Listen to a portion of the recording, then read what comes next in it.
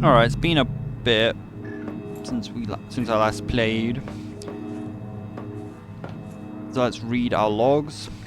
Funnily enough, I watched some more videos, and the funny thing is, it turns out you can actually make your sea moth 100% immune to the collector leviathan. So we technically might be able to save the one lost to the void. So seems people have also been complaining about that you can't kill stuff in this game, which honestly I don't really care, apart from the fact of killing like leviathans to make them easier to scan.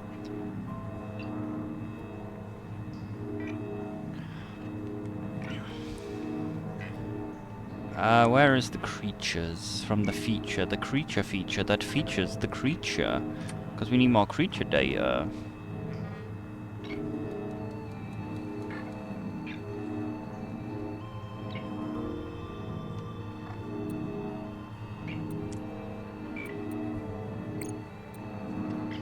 I guess we go back up to the top. I also heard another silly thing which we might actually need to have a look at. Caught script hook in associated memory, command generating data bank, server echo. Memory carve signature, error, restored data blank. A PDA points to the organism like a Karifu and exclaims, "Behold, the road not taken." On Earth, seed shrimp are tiny slime dwellers. On Proteus, they grow huge, but just as easily, life in our discriminated base deafens us to the call of Proteus. Easy analogues blind us to the truth. The map for Earth is not only wrong, so is the basic dogma. Evolution does not follow a road here. Always home. Exile, Cerberus, the horned capped exile, a mysterious carnivore and deposit feeder with no clear Earth analog except for the tiny oceride seed shrimp. Exile, a crustacean hidden in an upright, two-valved shell similar to an oyster or clam. The crustacean pilots the shell through the central eye and prophytic ears and feeds with clusters of bristle tentacles. A thruster in the shell hinges a region called the upula, propels it forward. Behaving diet. The crustacean gazes on sea floor, plucking for detritus and prey from hiding places. To protect the crustacean's body from struggling prey, the interior of the shell is lined with paratilistic neurotoxins. The sphere's shell mucus muscles are themselves paralyzed by the toxin. It cannot open without secreting an antidote. Perplexing genetics. There are no genes in the genome to produce a shell. Genetically, the Sumeria is simply a large shrimp. The shell tissue contains a partial genome without origins to sustain an independent life. Further investigation required. The inner shells can be sampled for chemistry when it opens to feed. But yeah, this reminded me actually of one of the things. That thing has a funny interaction which I didn't actually know about. Actually, we haven't... I don't think we've scanned a needler. We also need to try out, like, the other mods. Like, I don't really like the fact that the mods are locked behind the upgraded scanner. The scanner should not have an upgrade. Oh, I did scan it, okay.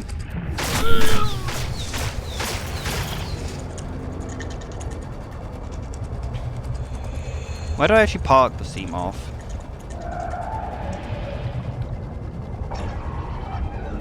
But yeah, that shrimp thing reminded me. Also, after playing this, I'm really tempted to play Subnautica Below Zero. So I'm probably going to do that. But yeah, an interesting thing with the shrimp thing, because you know they can eat stuff. And as I said, the devs won't let you kill stuff. So there's a funny thing that happens when they eat things.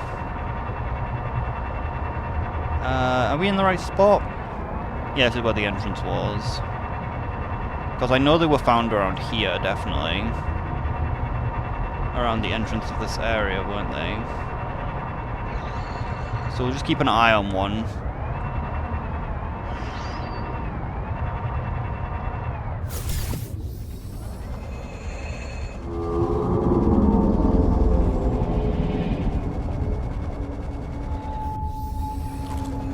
because you know they can eat the stuff.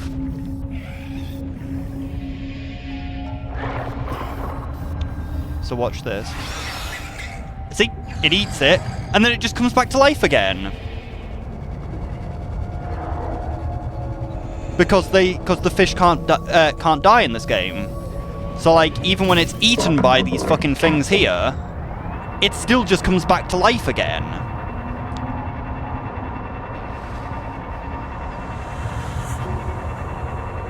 Which is an interesting thing as well, because like people pointed out as well, like all the fish actually have a death animation.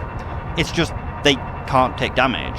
Because as you saw, like the thing gets stunned and digested, and then it just comes straight back to life again.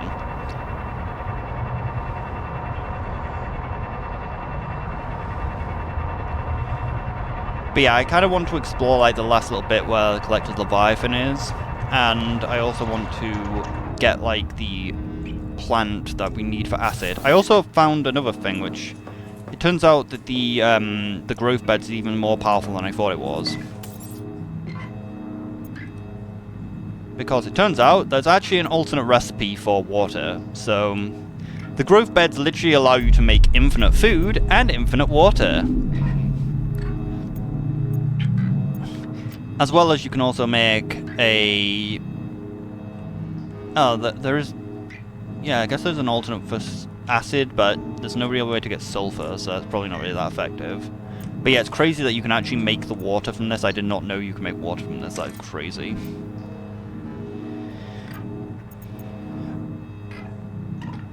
I definitely need to make sure to never actually get rid of all of the items, because they do not respawn.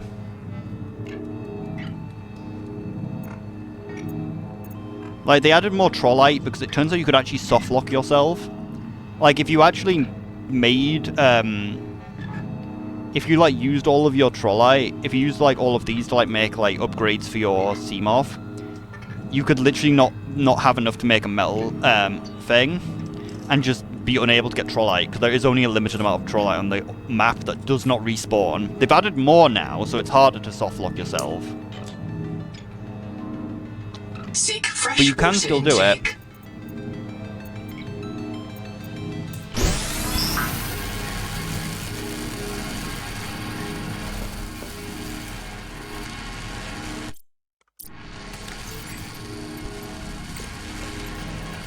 The tongue thief. The hard-legged tongue thief, a parasitic crab or louse that dwells in the mouth, causing intense and unremitting hunger. That explains why these things are so fucking aggressive then. I was thinking, why the hell is this thing so aggressive? I guess this thing makes it more aggressive. The crab-like body plan, a close relative of the protean crab, belonging to the infraorder Aduatri. The segmented body has two cementy nerve-rich organs which evolve from the legs. The mouth parts are simple. The tongue thief relies on the host to chew food. Parasitic hijack. The tongue thief mimics other prey species until swallowed, then uses the numbing agent to paralyze the prey's jaw long enough to anchor to its tongue. The numbing agent blocks the nerves that signal satiety fullness to the brain. Although they are parasites, the tongue thief's small eyes and grasping limbs help them help the host latch onto food. The tongue thief's thrives anchor eggs to the spermata in the mouth of their host, where they wait for the thief of the opposite sex to arrive. Infant tongue thieves, called menacing, pass through the host's digestive tract. Possible cultural function. It is the same way some human cultures use caspins in food. It is conceived that other organisms might have developed a taste for the tongue thief's numbing agent. Personal experimentations would be ill-advised. Settlement. Expelling the parasite to reduces host hunger. Be alert for juveniles who may attempt to infest your mouth. But yeah, that explains why that fish is so fucking aggressive. I guess that these things literally make the fish more aggressive when they're in its mouth. And that thing hits like an absolute truck when it hits as well. So it's actually so annoying that they do that. I don't think this thing should be under crustacean. Maybe it should, but like, it doesn't really look like a crustacean, does it? I think it might be miscategorized. I also wouldn't exactly categorize this as a fish. I'd categorize this as a squid. Again, we got an error with the device.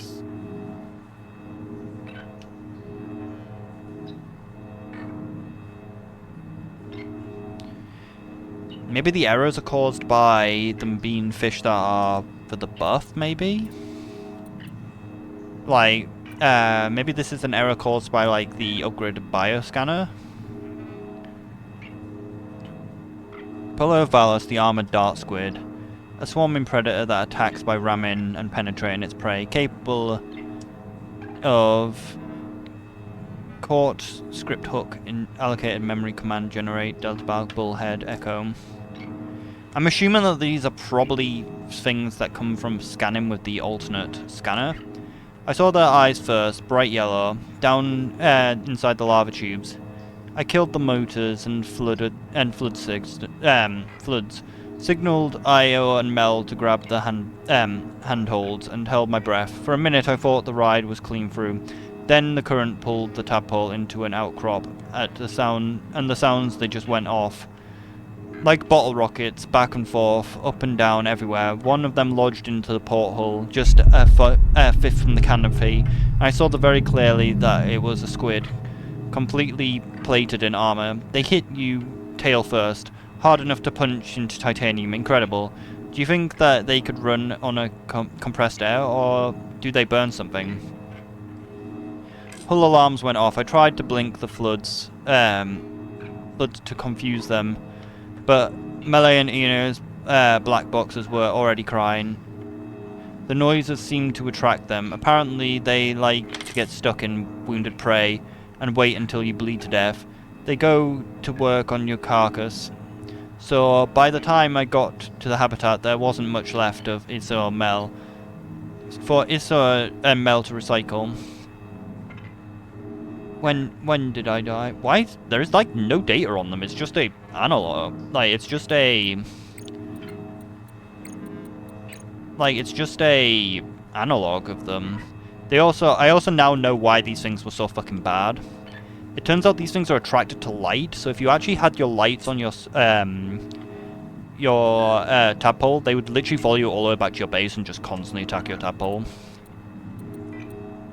But they have nerfed the aggro range for them now a bit, which is good. But yeah, these things are so fucking hit so fucking hard. And this is what I mean about the tongue thief. When the tongue thief's on, maybe that's why they were being so aggressive. A voracious unarmored armored fish. Unpredictable and hungry, especially when under the influence of a parasite. The Echoptera is a true omnivore, consuming dozens of kilograms of animal, microorganisms, materials, and coral every day. Digesting this diet is expensive, fueling the epithetian's hunger. By devouring and defecating, the epithetian spreads nutrients and finely ground sand, making it a key species in the ecosystem. The echinoid is a young relative of the hammerhead, but it has lost its armored shield, allowing it to open its huge grinding jaw. Both the central palli eye and the lateral eyes are fully developed. These changes suggest that the Imperium no longer compensates in ornamental territorial for mates. The hungrier the Imperium, the more likely it is to attack a Paraneer. Like a Joe, it's always hungry. The Epitheria often swallows parasites with its food, which take root in its mouth, blocking the nerve pathways which signal fullness to the Epitheria's brain. Infested Epitherias believe they are starving and attack with ravenous hunger, exploring methods to expel the parasites and try and avoid becoming an unsatisfying meal. Vital but unpredictably dangerous to divers. Check for and, if possible, expel mouth parasites.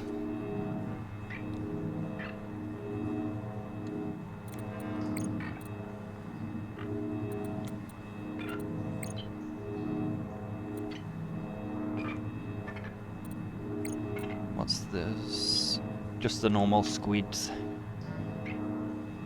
There's one finned lightning fawn, a small fish that has discarded fins in favour of living microthermodynamic thruster. A fish is a common body plan across the alien worlds, but they usually evolve fins or wings for propulsion. The hovering fawn, just like a single fin, a tail rudder at the base of the spinal braid. Spectacles behind the double eyes, drawing water from internal gills. Double-eyed. The hover fawn, large primary eye is depicted by a small secondary eye, which contains a volume of electroactive jelly. The hover fawn can effectively see electromagnetic fields. The secondary eye was created by a duplication in the hover fawn's holox genes, which organize the fawn's body plan. A vital gene sequence copying itself through the hoverfawn's genome apparently copied and pasted the eye's blueprint several times, several million years ago. The hoverfawn's most incredible trait is its charged crystal, a mineralized swim bladder which fills the lower body cavity and protrudes from what was once the thruster orifice. A mineral Campbell matrix in the crystal organism, electric charge, which a portion of the crystal is charged, it polarized, attracting the surrounding seawater. Moving the charge along the crystal generates a current in the seawater, allowing the hoverfawn to generate ride in its own current. Hoverfawns joust with their charged crystals, approaching each other tail first. As the crystals approach, their fields interact, and the weaker or the lesser skilled hoverfawn will lose control. Both males and female hoverfawns use this to either drive away or select fitting mates. Fascinating. The needler mango.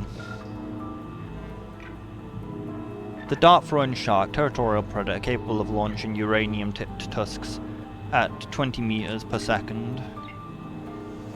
Dominated by 6 upper jaw tusk sockets, the lower jaw has receded into the throat for a rasping and crushing.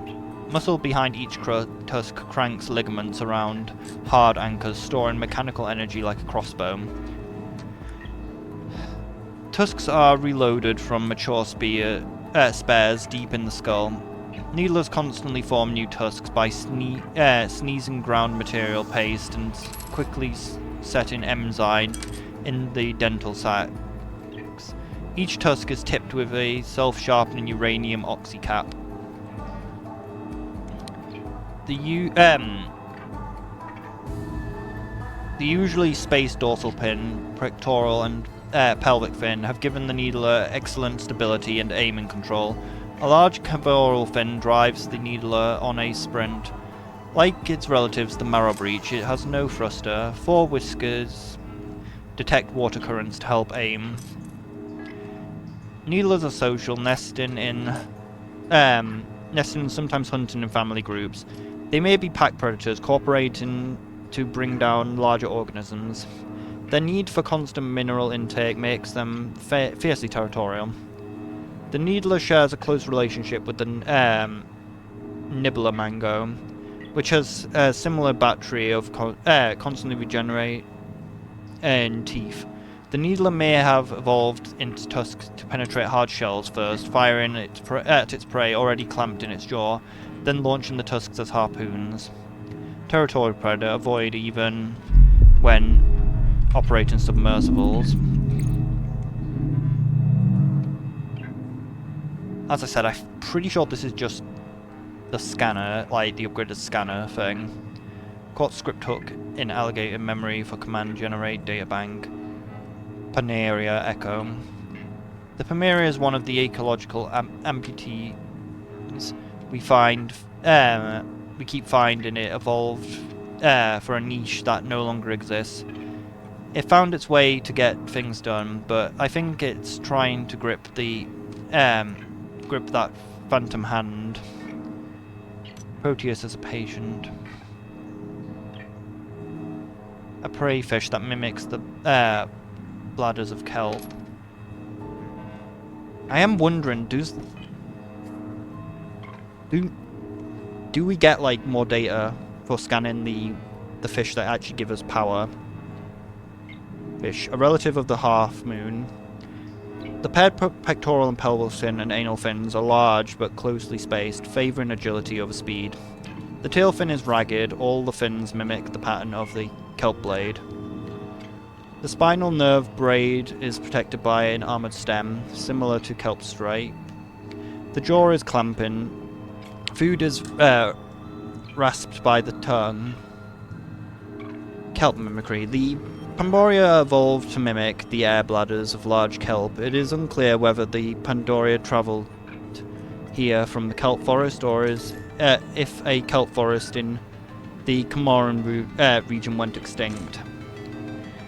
Pandoria is named for its large swim bladder, which clamps to the kelp. With its beak, the Pandoria's bladder pulls it upwards, helping it to support the kelp and maintain the Pandoria's camouflage. Since there is no kelp in the Comoria region, Pandoria have instead begun to swallow rocks to use as bolster. Edible prey fish, signature of ecological turmoil.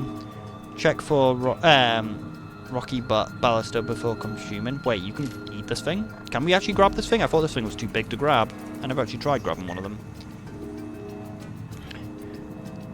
But yeah, let's actually check whether the thing has...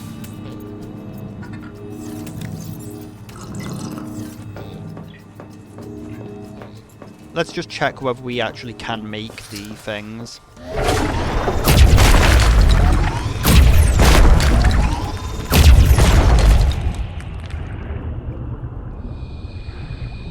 Welcome aboard.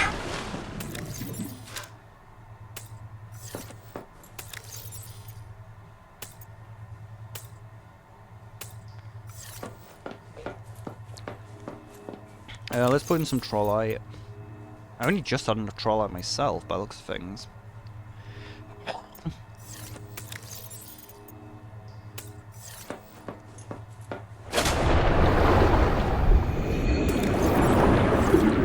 Get lots of quartz, lots of titanium. We're also going to need a lot of titanium though, so...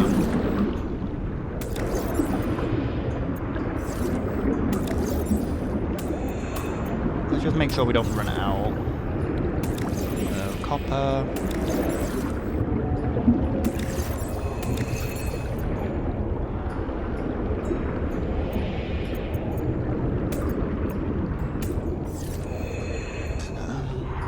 Welcome aboard.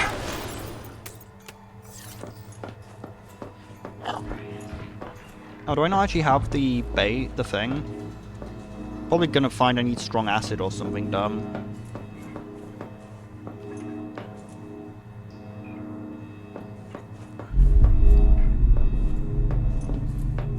Maybe this is it. Yeah, this is it. So as I was saying, like, it turns out if you have 2 of these, your Seamoth actually becomes immune to collect leviathans.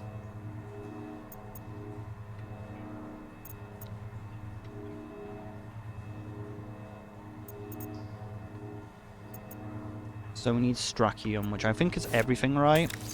No, Strachium is the... This one? Yeah. So we need a lot of them, unfortunately.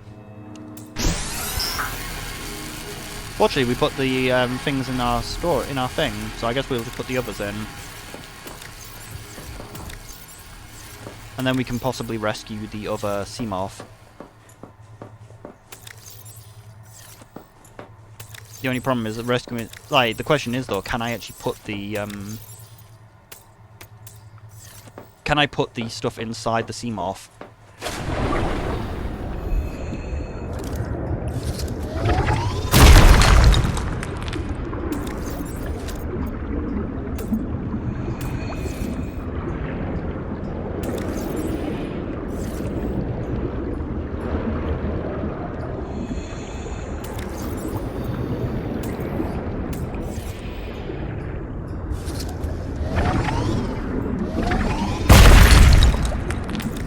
Yeah, it also turns out that there is only 5 of these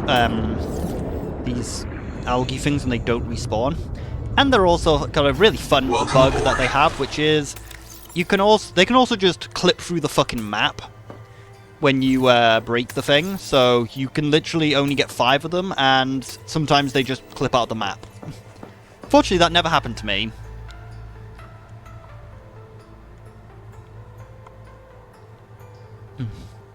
But it's kind of bullshit that it can.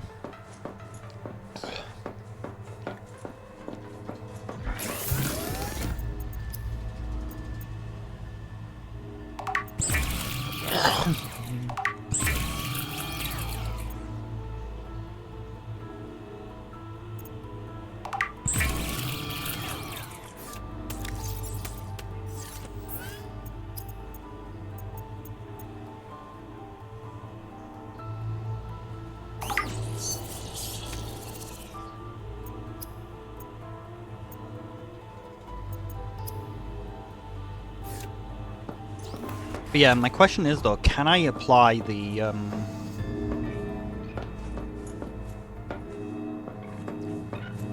can we put the mod inside a broken Seamorph? Because if we can put this inside the broken Seamorph, then if I just put 2 of these in the broken one while repairing it, like, we can literally just repair it to full health and drive away.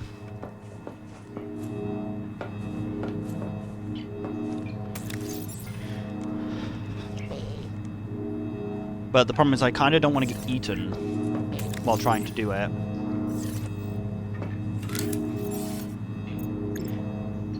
But yeah, it'll be fun to actually just have the ability... if we can just flat out immune the damage, then we can just explore the area with the collector without any fucking worries, which is kind of crazy, because I was going to do it without having immunity, but I was just going to hope that going near enough to the floor was going to work. But if we can literally just immune it, then... we can still probably repair it. Like, if we just go into the area and just with the immune Seamorph and just have the collector attack the immune one.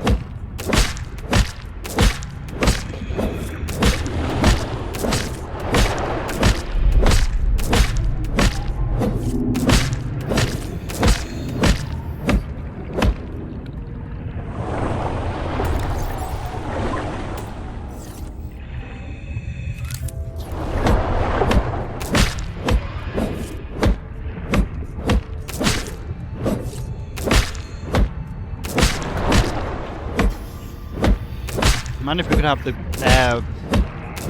air plant in the growth bed as well, so we never actually have to go back inside while gathering these, because these things just never gather for some reason.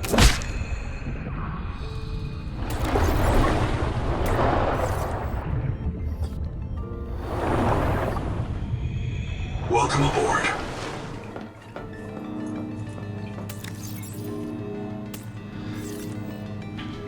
So...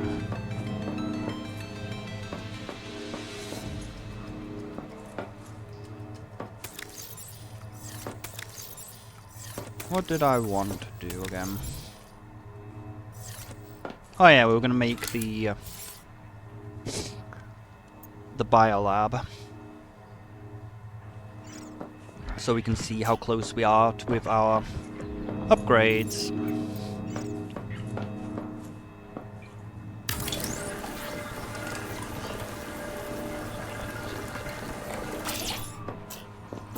I don't like the fact that the biolab requires you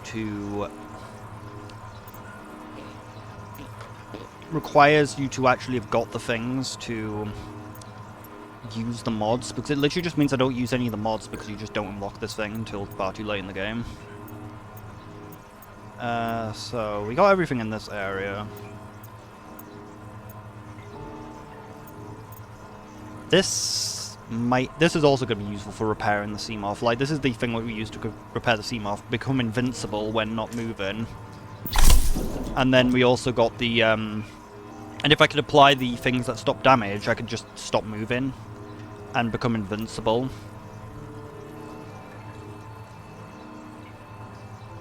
Still though, this is like the best upgrade. But it's either this one or this one, which is the best active one, because with this one you can literally just rather than having to use your gun, you can just electrocute things that get too close to you. Like, it's just an area effect around you, just electrocute things if they're about to attack you. Maybe gold actually respawns. Or maybe I just missed that gold there. As you can see, we can become invincible. I don't know if like... I don't know if they can see you if you have something in your hand, though. Well, I've got no way to put away stuff in my hand. It also turns out I'm missing, like, two inventory upgrades, I think. Like, I'm pretty sure I'm supposed to have 2 more, like, these, so I missed 2 bases at the start. So what do we actually need, though? We need... these things. Collector, which is annoying. Crab, nibblers, and hammerhead. I think we want this power up because I'm pretty sure this is the one which will allow me to find the missing bases.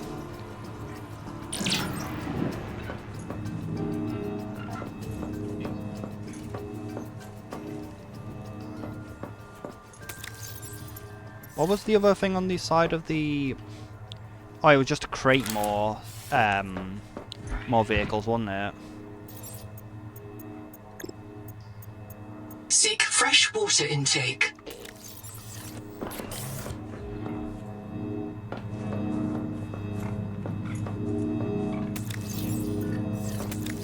Where did I actually put the fresh water, though? Did I just not take it out of here?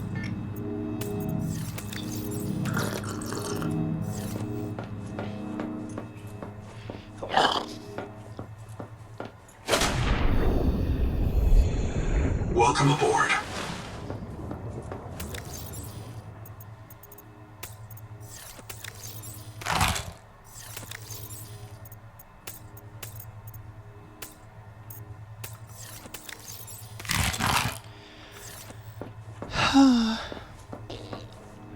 So, I've already forgotten what I need to scan again.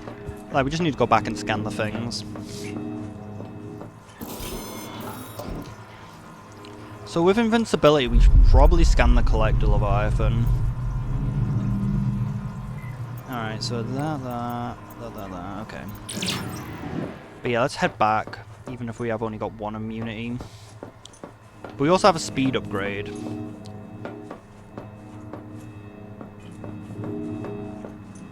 Welcome aboard, Captain.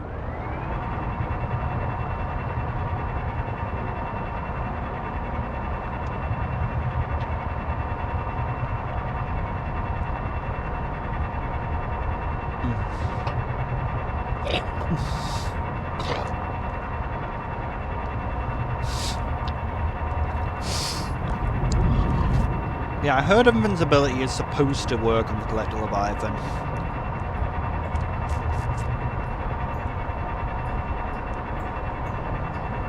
Wait. Oh, they're actually in this area. Didn't mean to actually electrocute it. I meant to dash, but I forgot to remove my dash.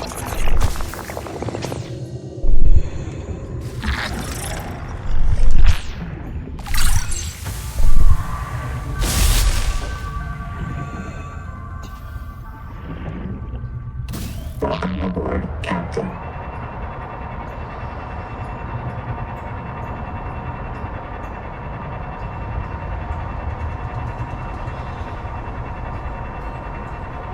What's that?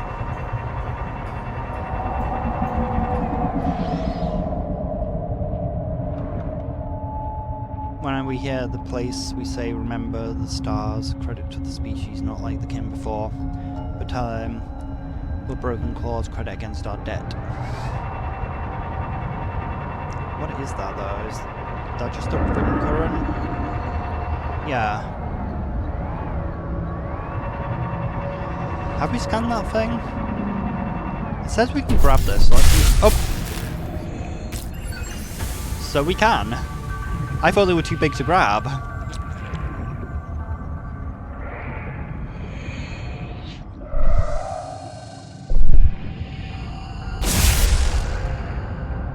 guess I have the problem that I can't breathe, though, without my tadpol.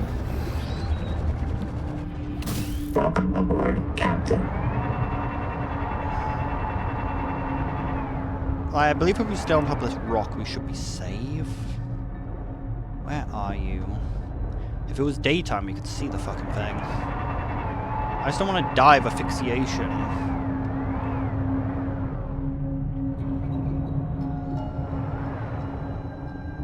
Where's my broken one? Not that far away.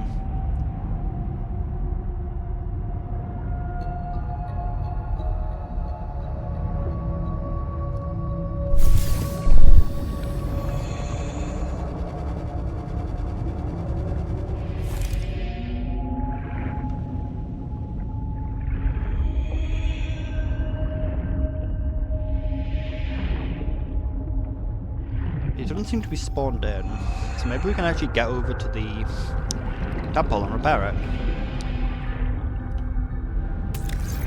Oh yeah, I should probably...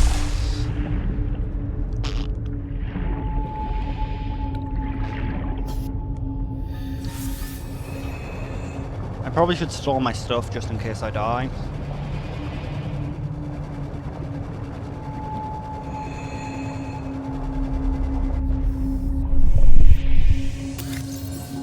We don't have anything to storage.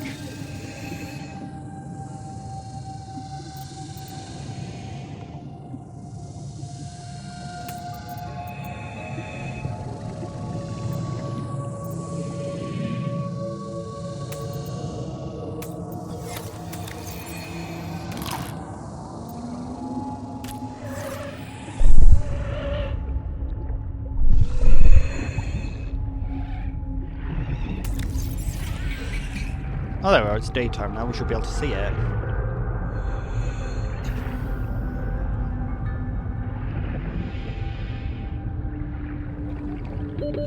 Seconds.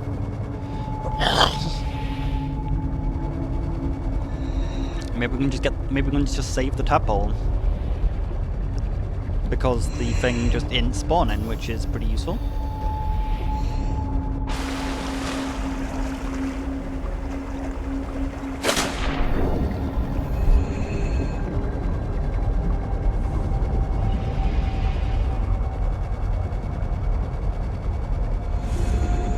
Oh wait, I stored my fucking repair tool. Yeah, it doesn't exist. Like, we just put my fucking axe in the back instead and just get our repair tool, we can repair the thing and save it. Because for some reason, I just sometimes just... my collected leviathans just despawn. I do have a feeling that if I try to repair the fucking Seamoth, it's just gonna spawn.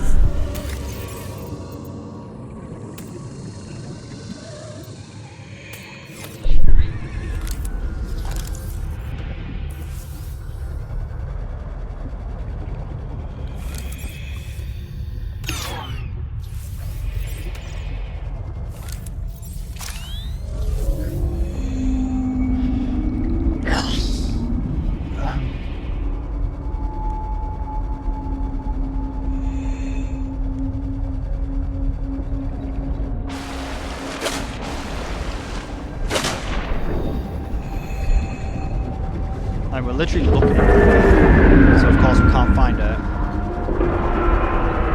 And now it spawns in.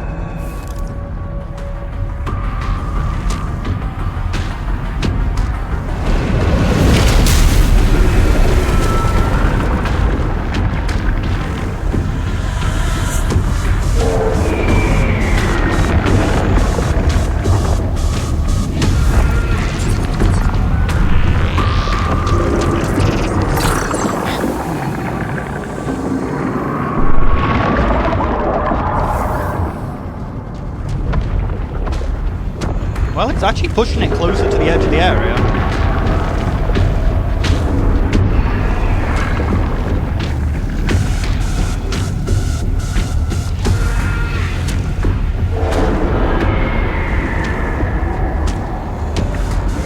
Ironically, he's actually helping me repair it.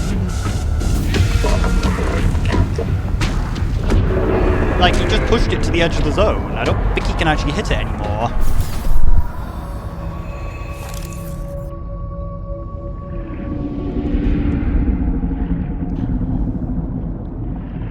Like, I think he might have just pushed it out of his aggro range.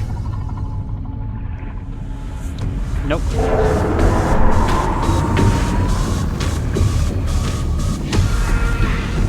No, I'm pretty sure it's out of his aggro range.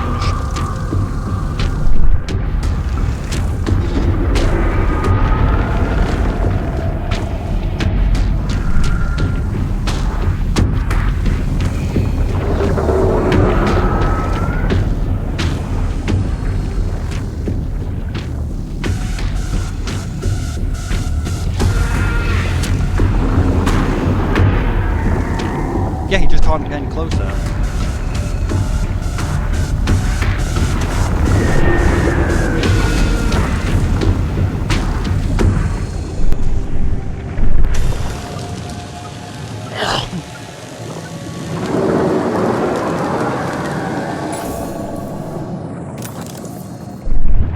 Welcome aboard, Captain.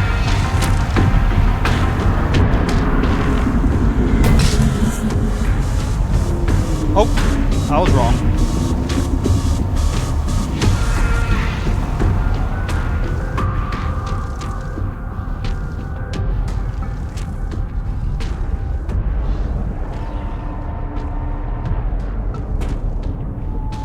It turns out he could get over here. But he actually gave me back my Seamorph. He just pushed it into, like, close enough to the floor that he couldn't get to it.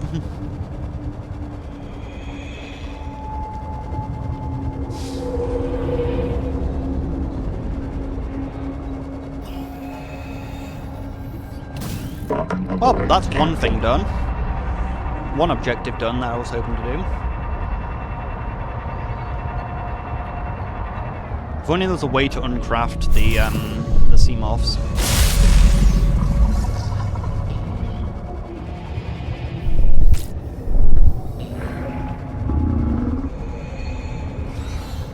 They're here!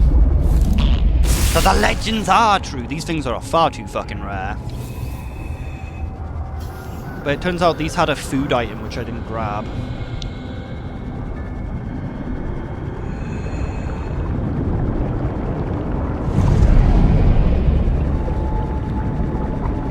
Because you know when they drop all those things, it turns out there is actually there's a food item that you can get from these.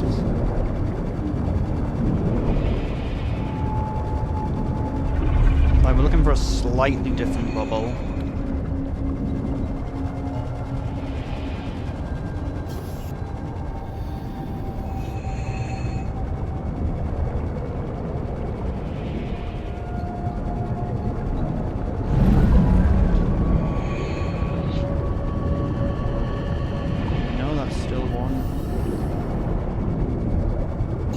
How rare are the actual real eggs?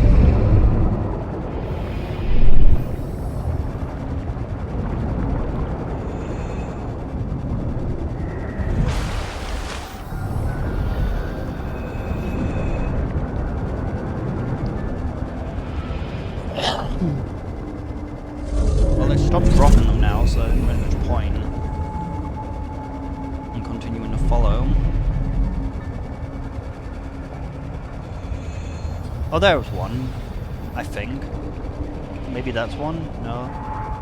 But there's one there.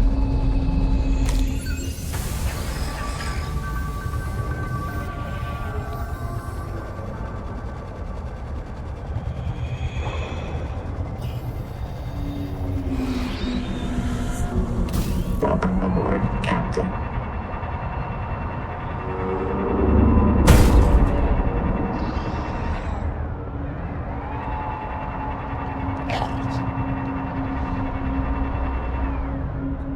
Might be one. No.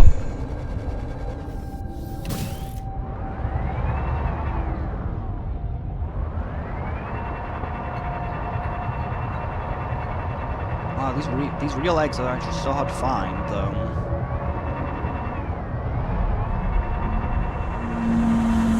But yeah, those things are so difficult to find because they can actually just swim off the map in the out of bounds area.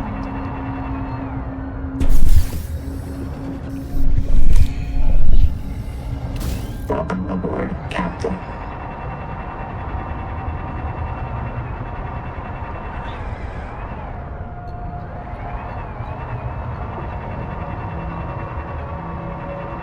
Wow, we only got 2. Oh no, there's a third.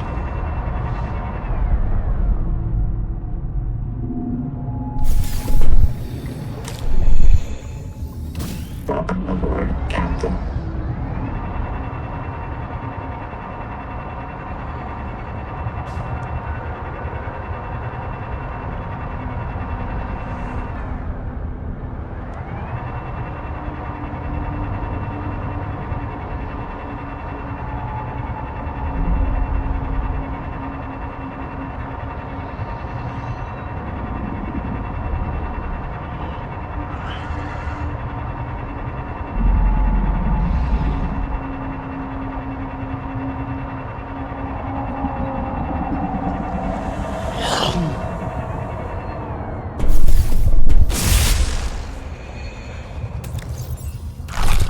Whoops.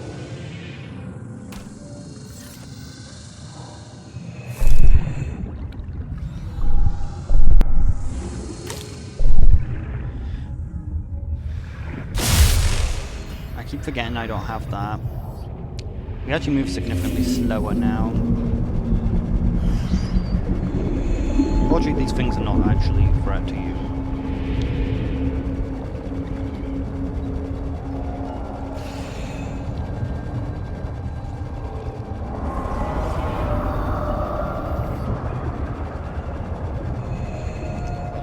But I can't believe the Collector Leviathan just gave me back my Seamoth.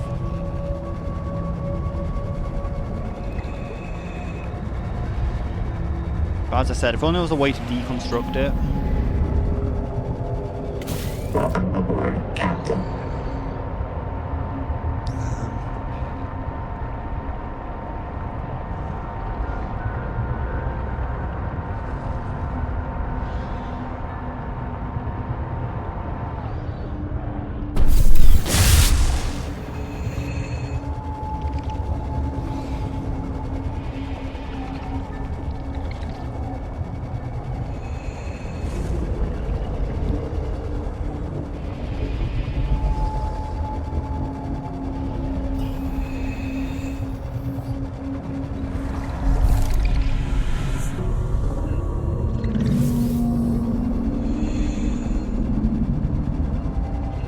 Why is it so thin, though? Why is there just this thin passageway here?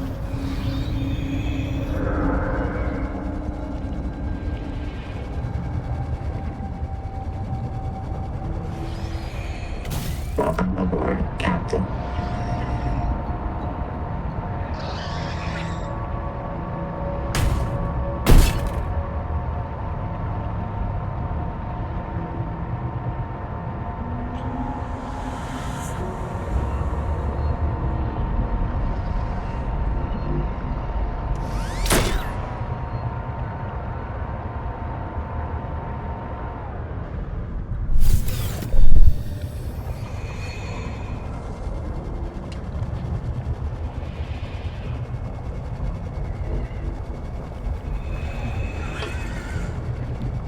I really should probably bring back the slow one and make a speed module for it in my original base. Welcome aboard, Captain.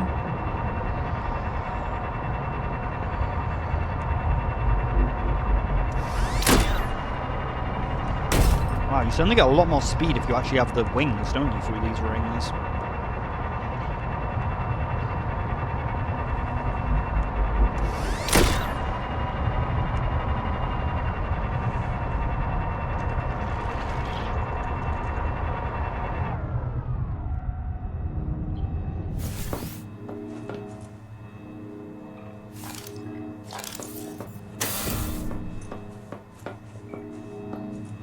But now we have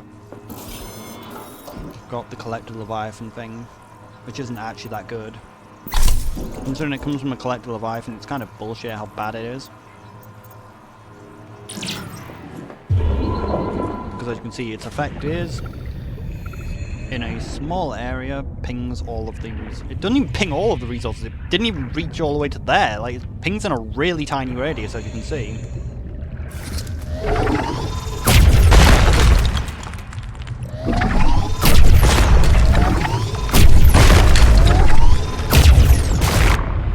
Welcome aboard.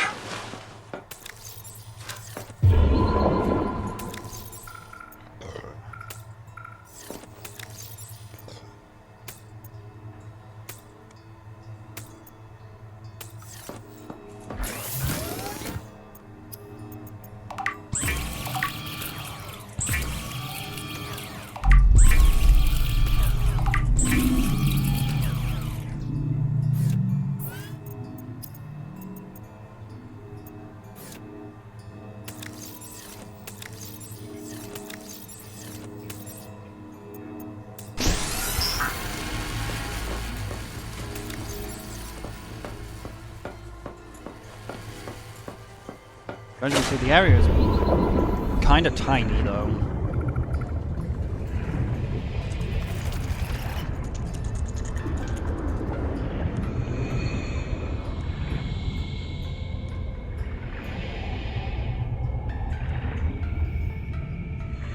Welcome aboard.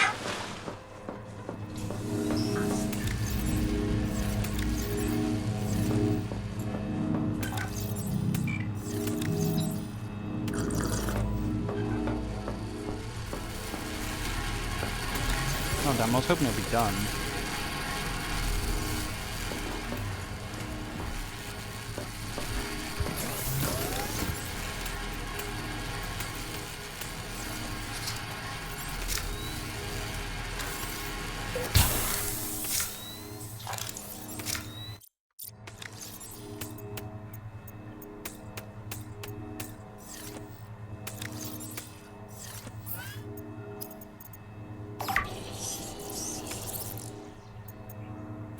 So now our Seamoth should be immune to, just immune to collect the Leviathan.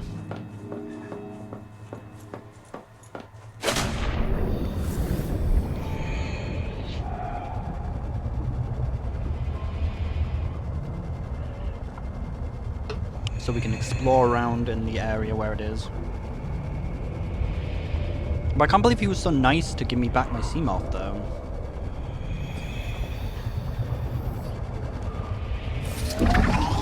Yeah, for some reason, those big resource nodes don't respawn.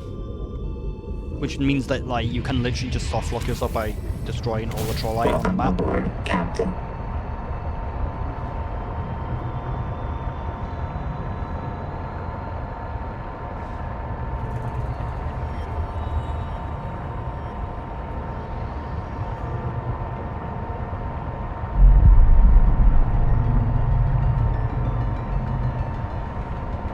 Warning. Maximum depth reached. Hull damage imminent.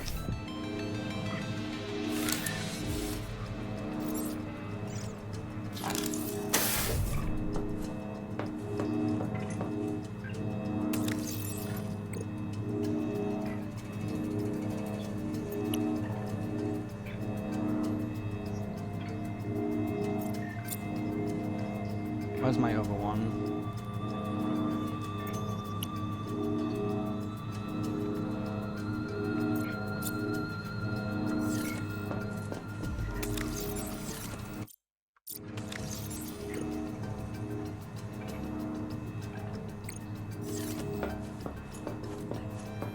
Got our emergency tadpol.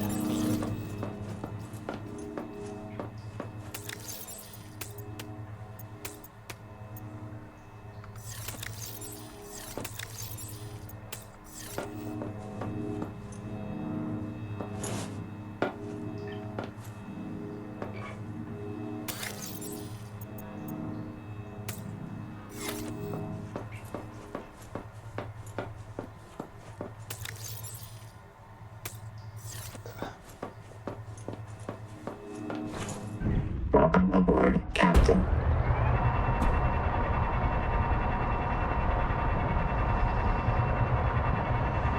Just in case I've been lied to, I'm gonna save before we go into the pit. But we should be completely safe.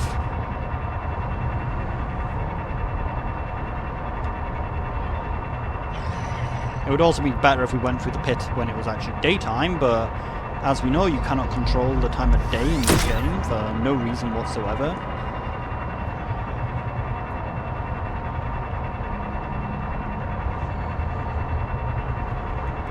Wait, did I actually apply the mod?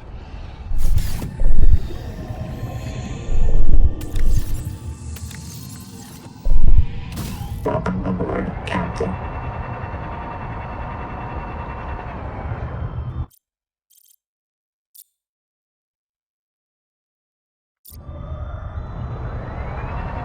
But yeah, we should be able to not take damage now. This is probably the edge of the map, right?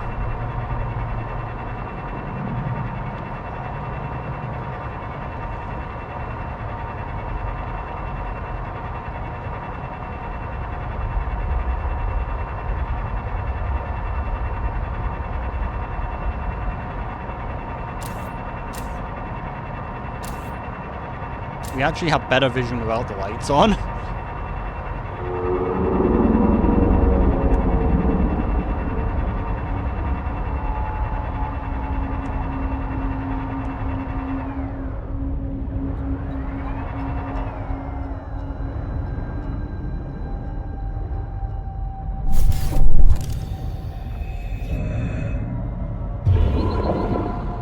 Shit, I forgot to swap it to the electric.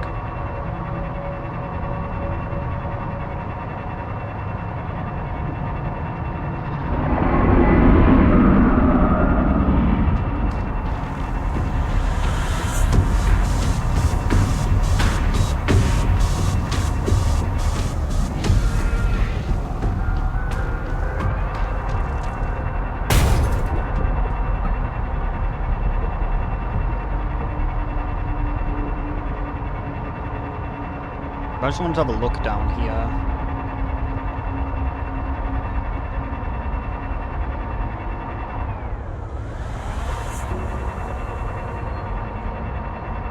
The pit is not that long, is it?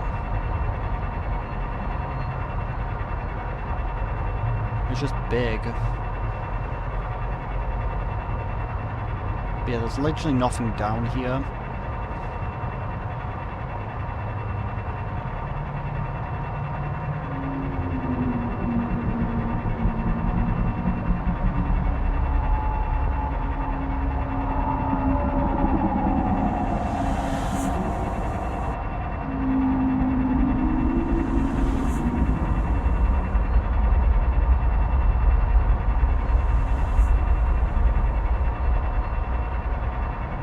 Yeah, I just wanted to just going to show you that that we should be immune to the damage from it,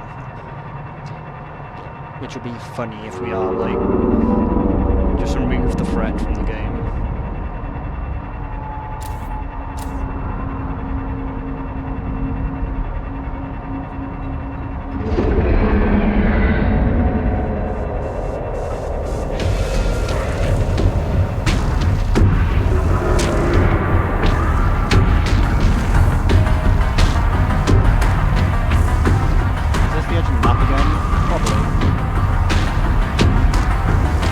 Stay low down, your sleep moth will take damage, but the thing won't really attack you.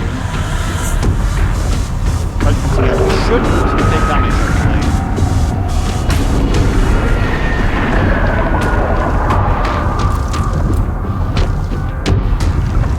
Get wrecked.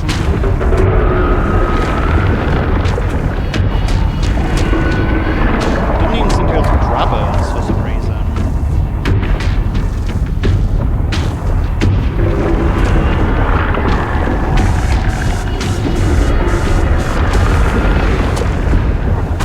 It's too fucking hard for it to even grab. I thought it would still be able to grab it. So it literally can't even grab it. But we see hull integrity at 100%, not even a dent, moving right along.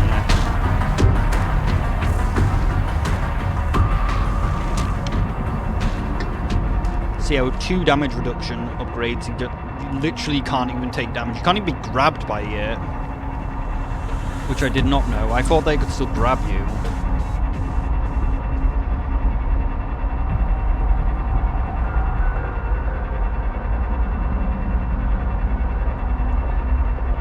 I believe the squid was around here.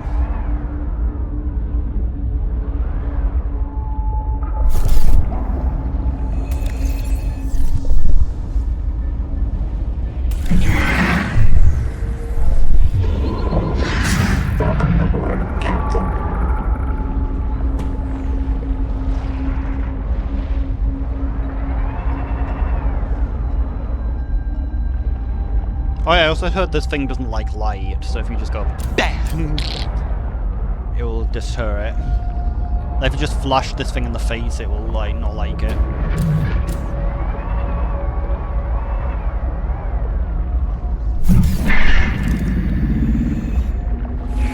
It's got very sensitive eyes.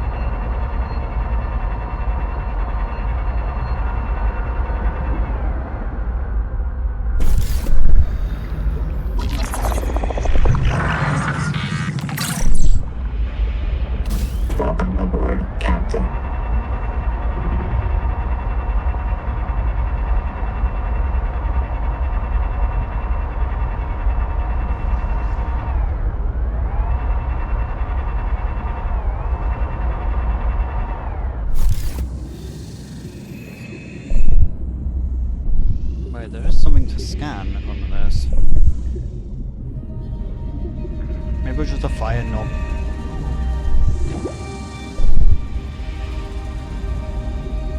Where the fuck is it then? Heat warning. It's not a fire knob.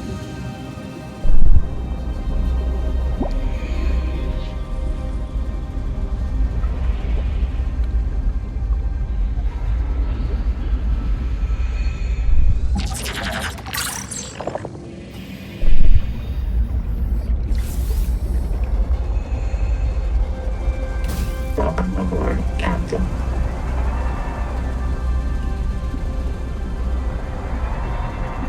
I'm not sure I missed something down here as well. Oh, can we get lithium down here? Interesting. Can't remember if I scanned these things or not. Yeah, I did. Welcome aboard, Captain. But yeah, let's go back and get the other things for scanning and the acid.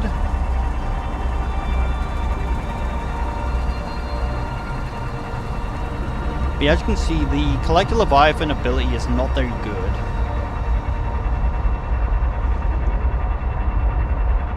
Actually, I guess it might be useful for finding the real eggs in those swarms. But those things are so unlikely to ever appear.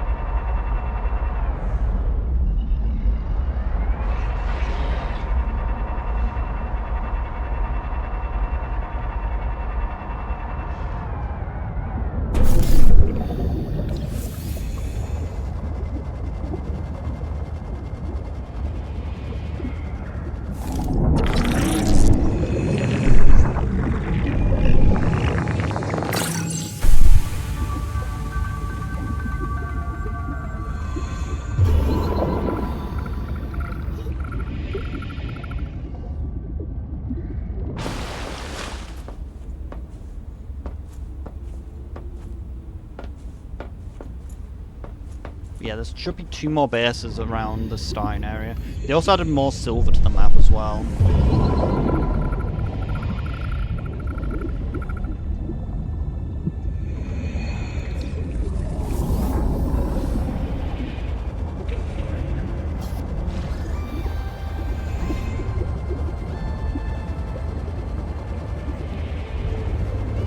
Welcome aboard, Captain.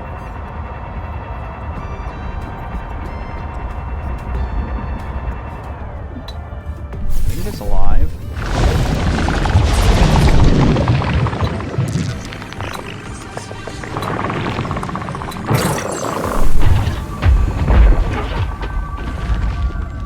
Is it angry at my thing? Welcome aboard, Captain. Yeah, there was an item I missed from these as well.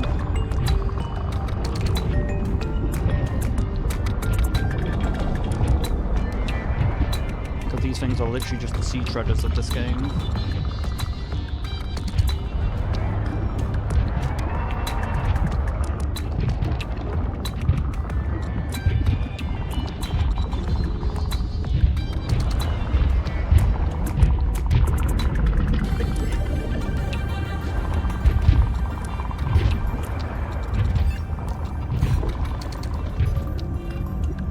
Maybe we find a different one.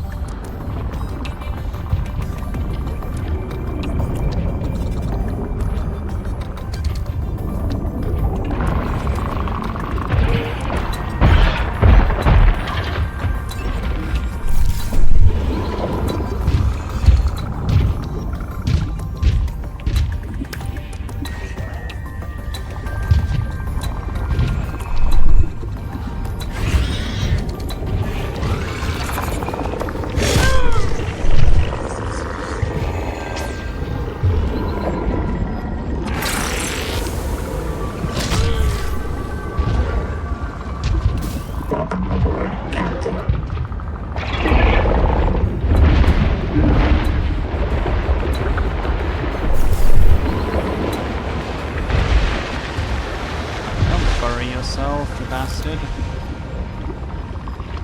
Fine, we'll wake up a few of them.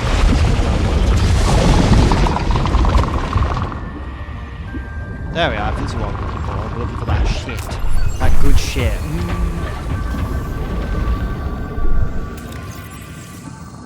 How do we do it again? See if there's any more. It's kind of hard to see.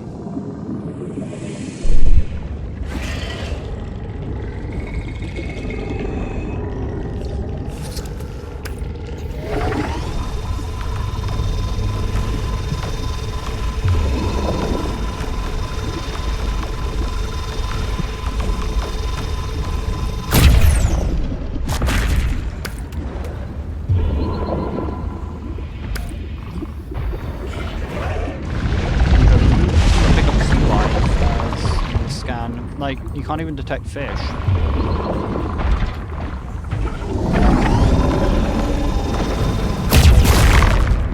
That's probably not going to deter it at all, is it? No, it seemed to work.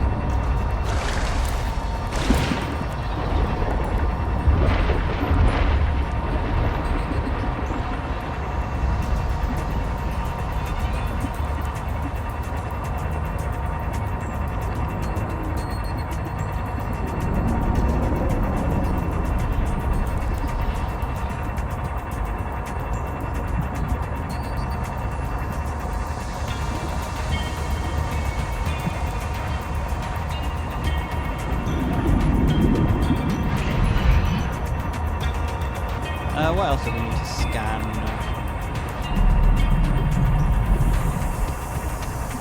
Oh yeah, poison room.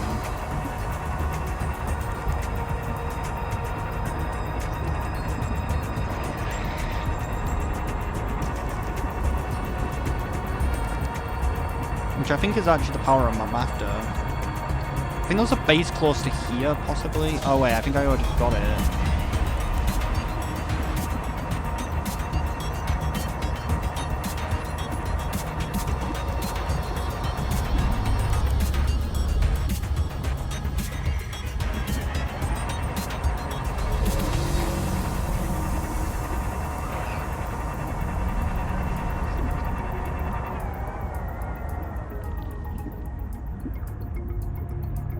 Go no further, you're experiencing Mayfield syndrome. Many of us have disappeared. You're about to join them. You do not want to go to the tree. You will not find anything. PDA will print your new fork of you. Your memories will be reverted. There is no jubilee except finishing the job.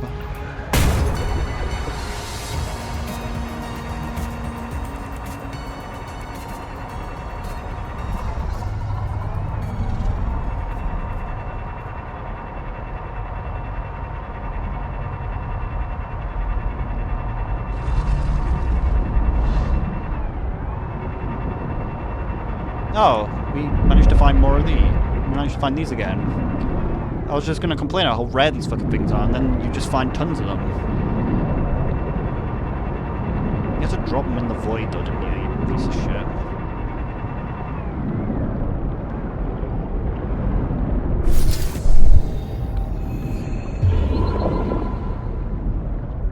It doesn't even work on these. It's fucking useless. This power-up's useless. Like, the one time when it actually would be useful, it doesn't even work. Welcome aboard, Captain.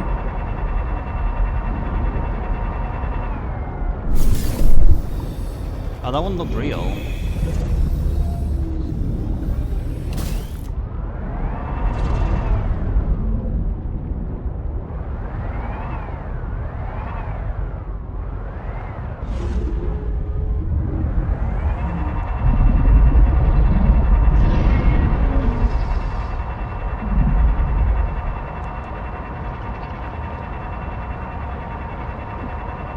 Seek fresh water intake.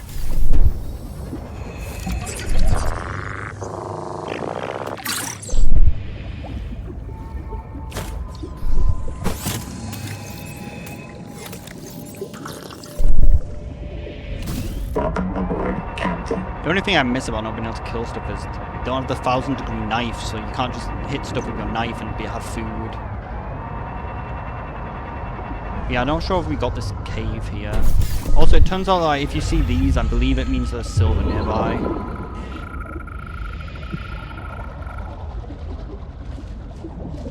No, I did get this one, I labeled it.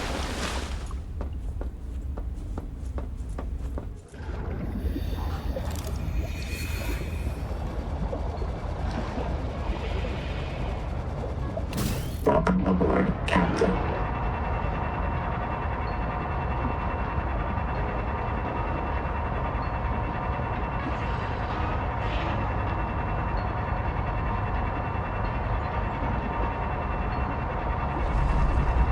What we actually came here for, though. Oh yeah, I forgot to actually get the knife out, though.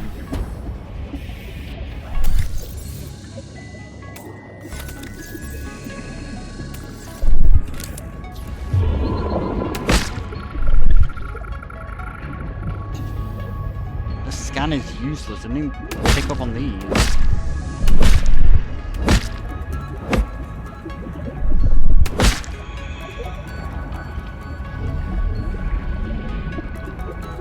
Welcome aboard, Captain. Should have made the Giga one so we can move everything over from our original base to the new base. What do I even call the new base? Main base 2.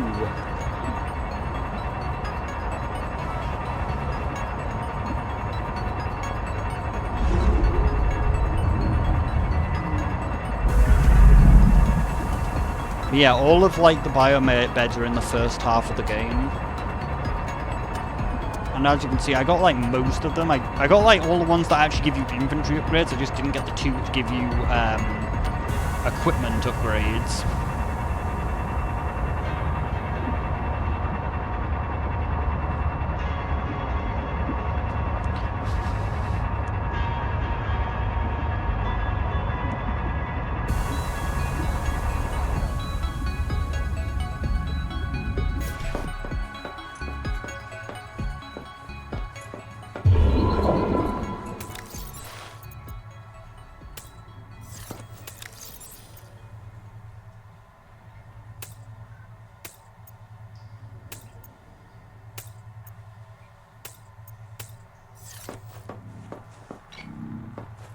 Still have no idea how this thing actually works. I feel like it doesn't.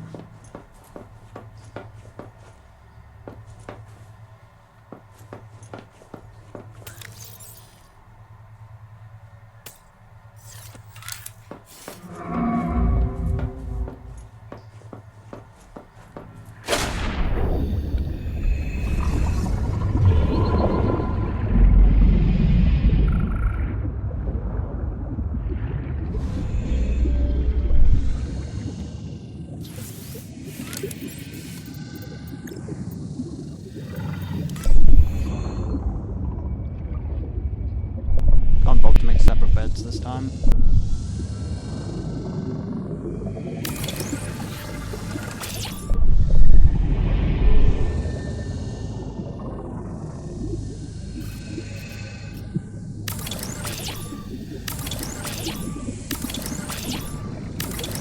I'm gonna go the other way. I can kinda. Seek caloric intake.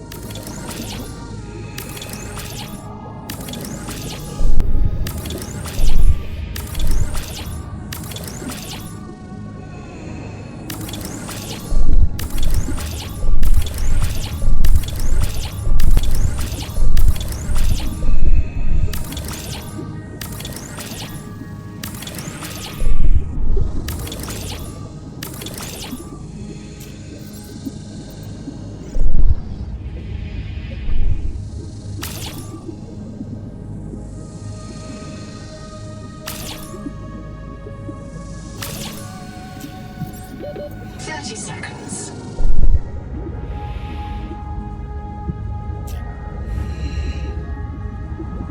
Welcome aboard.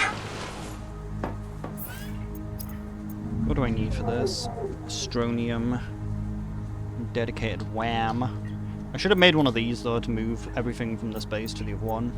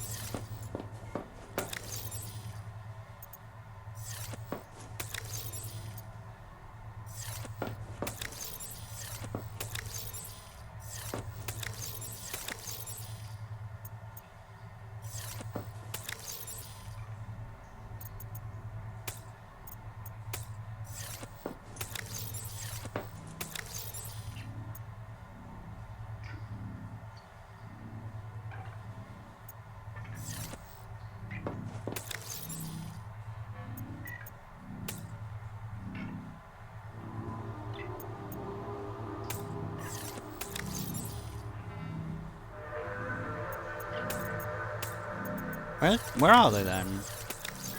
Here they are.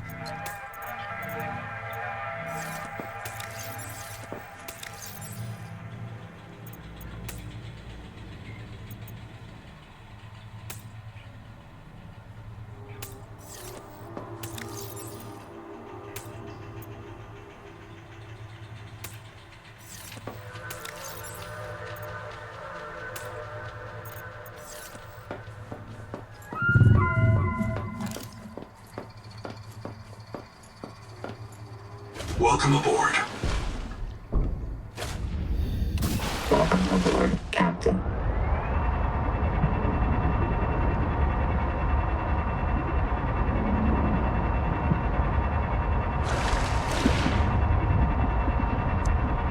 So, I need to go in one of these caves, but which cave? This one probably fine.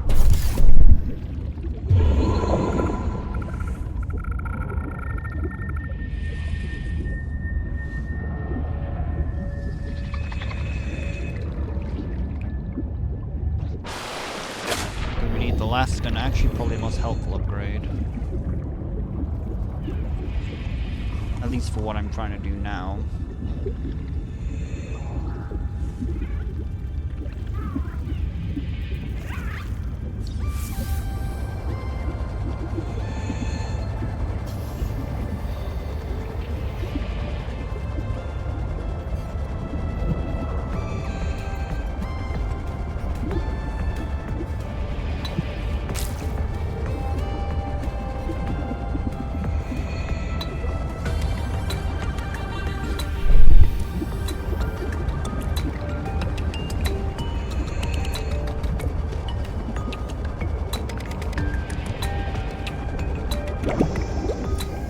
Maybe they're not in the starting area. I thought they were. No, we just need the acid thing.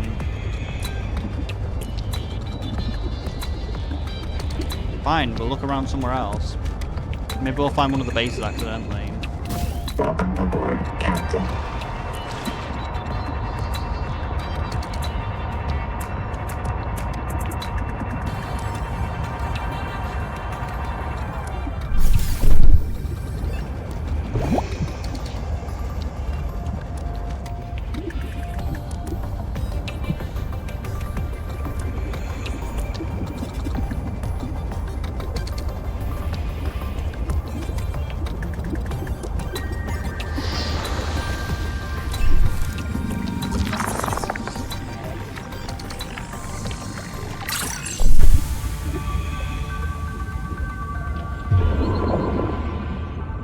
Oh, it was Cloud of Chum. It wasn't the one I thought it was. Welcome aboard, Captain. It must have been the Hammerhead one. That was the one I wanted.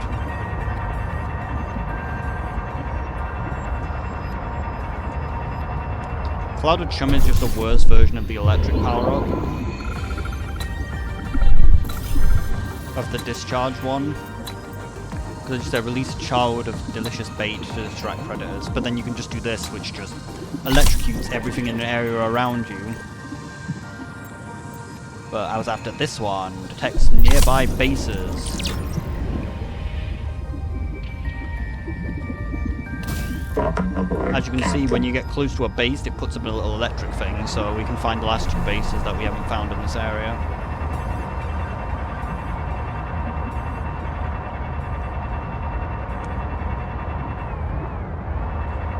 The problem is that we do need to be fairly close to them, though, to actually find it.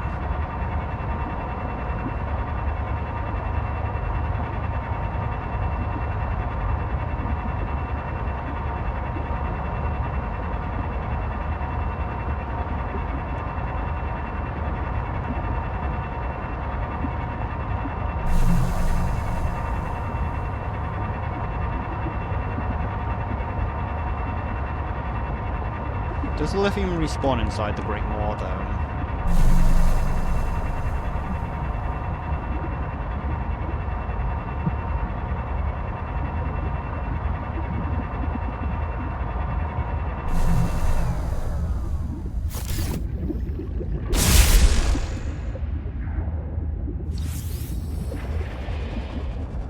interesting. We even get electric from this.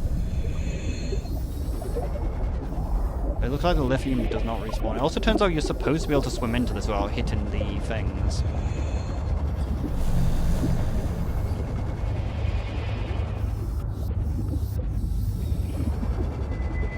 But yeah, lithium is infinite, technically.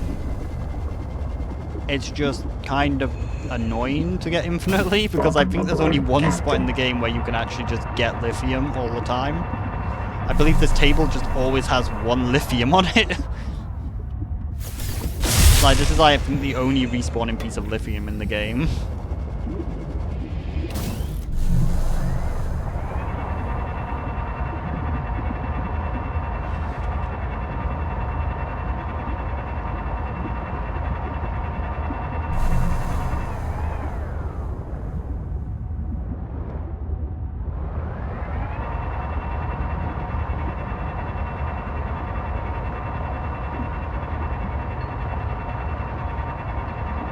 I think this is one of the new silver caves.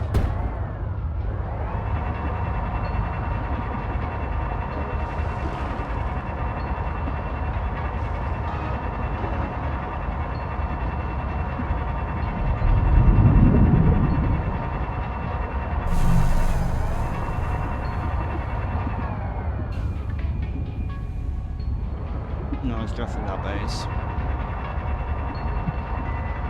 So we still need to get fairly close to them.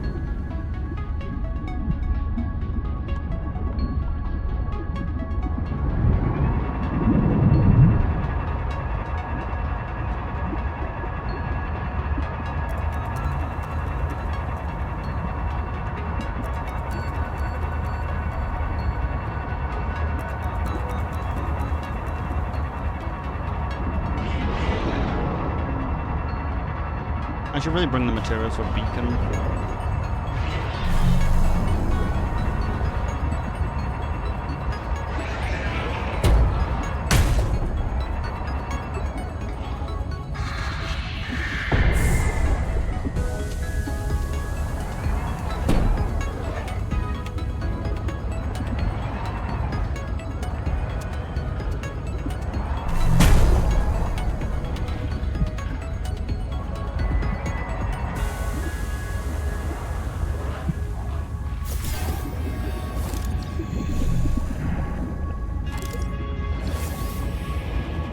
Probably just make bases around the place and get the scanner.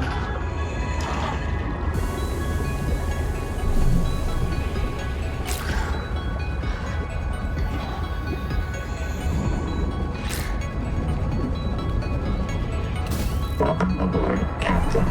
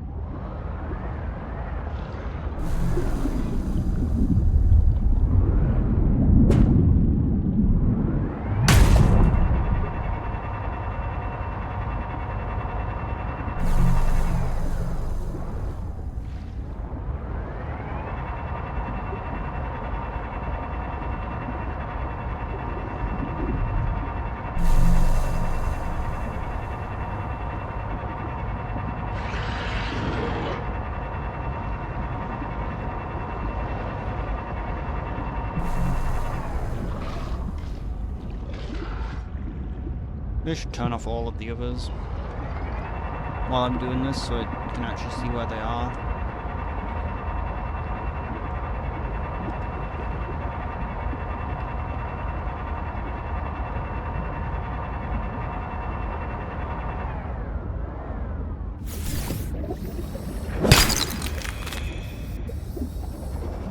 Welcome aboard, Captain.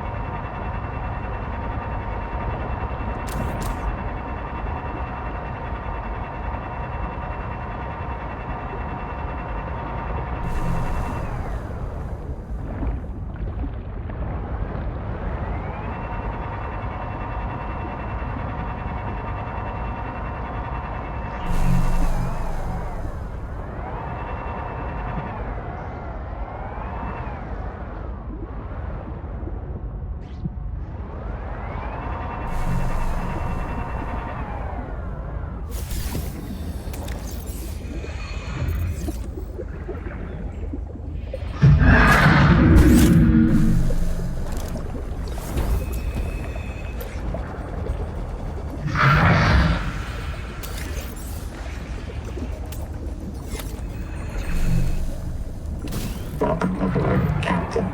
See what I mean though? They are deterred by the light, so even just flashing your arm propulsion at them will cause them to run.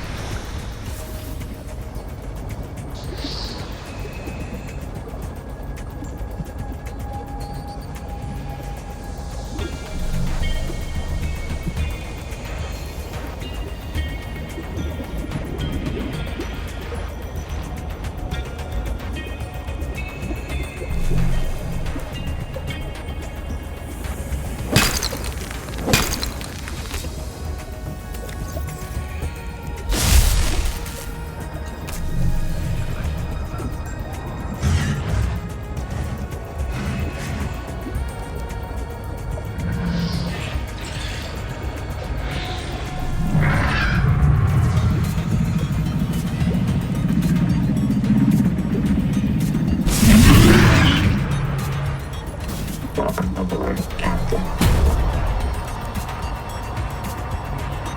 Muscle memory of being able to sprint and just electrocute all the time.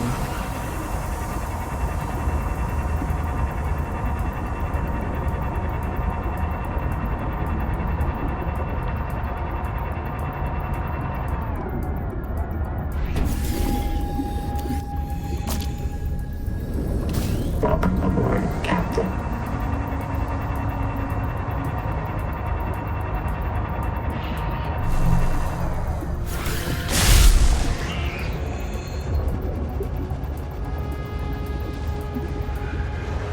This might be one of the ones we missed. No, we've definitely been here, but I guess we maybe didn't come back here.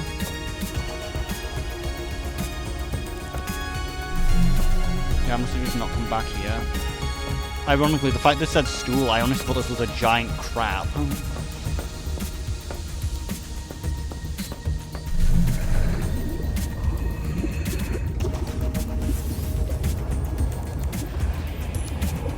Maybe they're both in the fire area? Welcome aboard, Captain.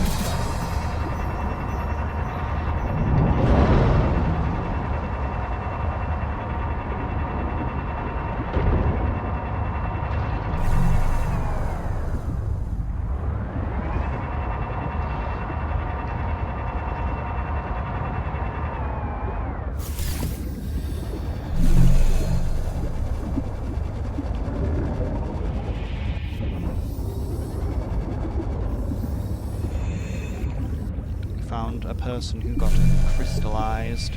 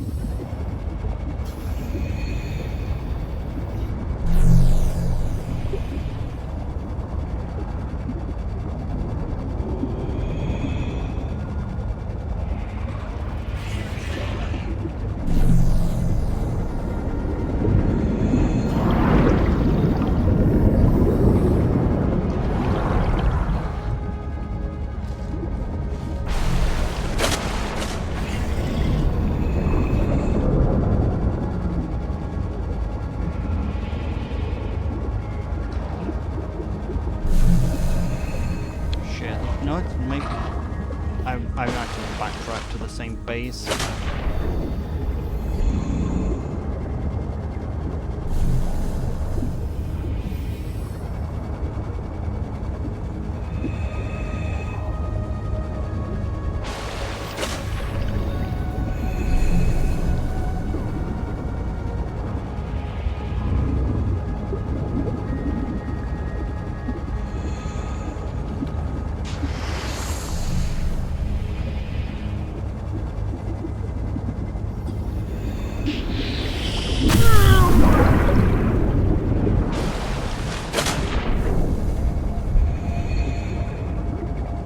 I'm guessing they're both in the fire area.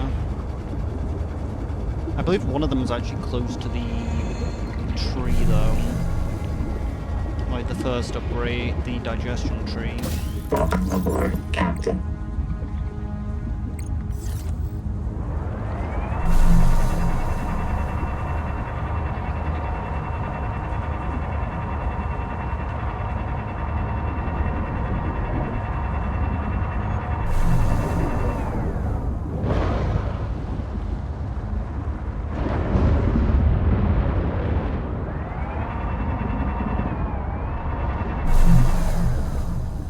Is this the same one as always?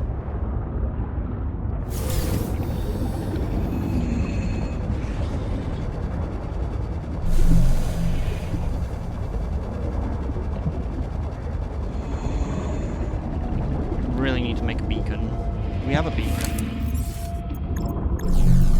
Nope. Maybe this is the one which is near the tree and I just thought I didn't have it, but I do. Welcome aboard, Captain.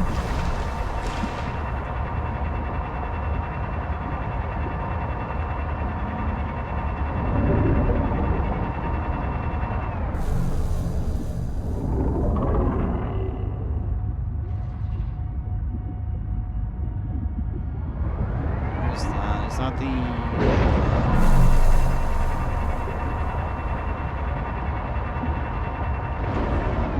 Well, the wreck isn't marked, so...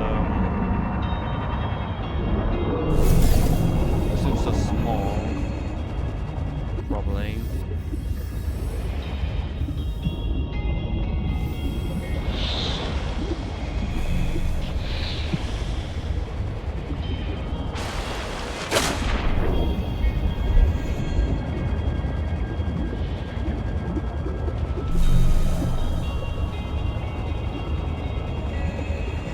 Welcome aboard, Captain.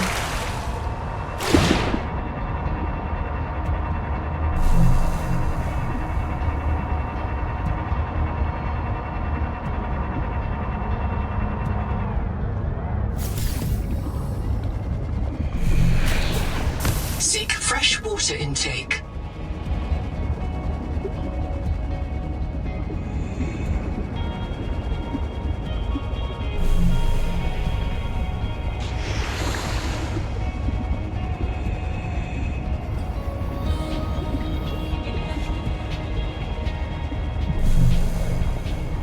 I think this is the one I was looking for. I think. Yeah, it's a new one.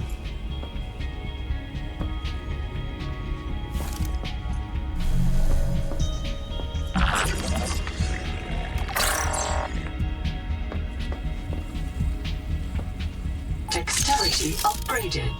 Tool quick access improved.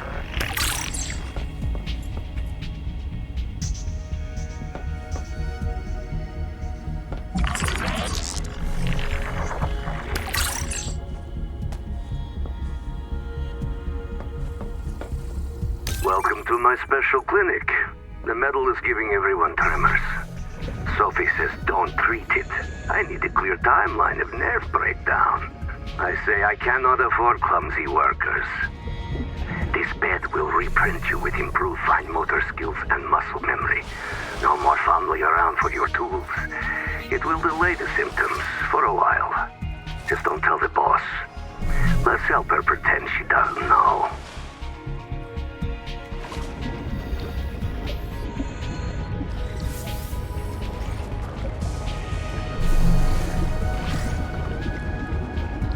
I think the last area is in the fire. I think the last one's in the fire area. but I'm not 100% sure.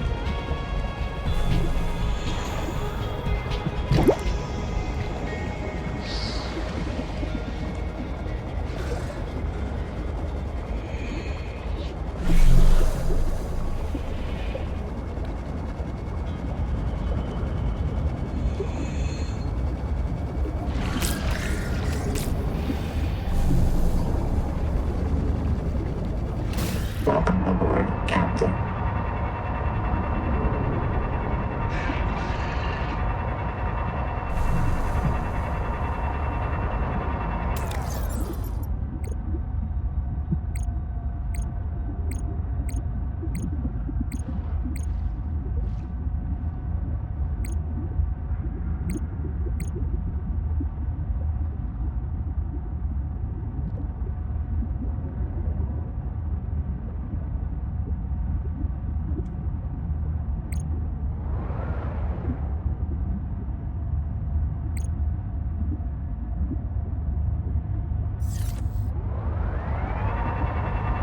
A lot less cluttered, so it's a bit easier to see.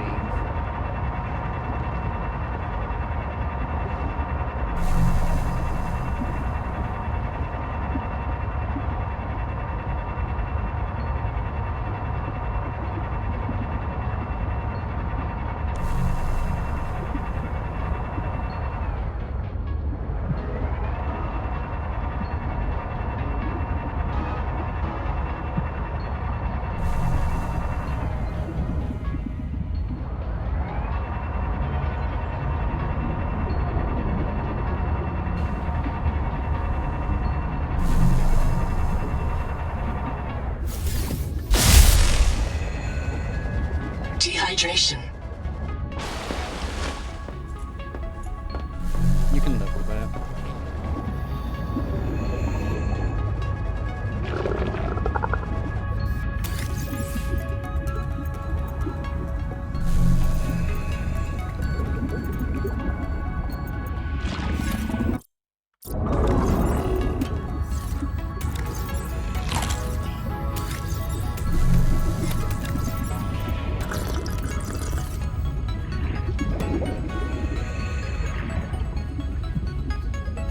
Welcome aboard, Captain.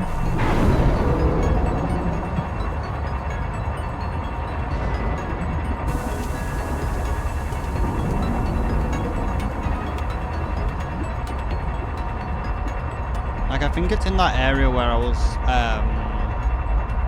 where I went before. Like, I think that the final base is down here.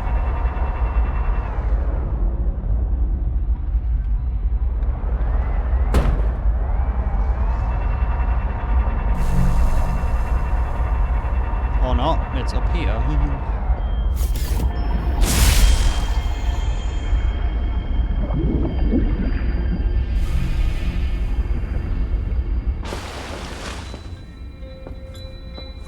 What the fish doing?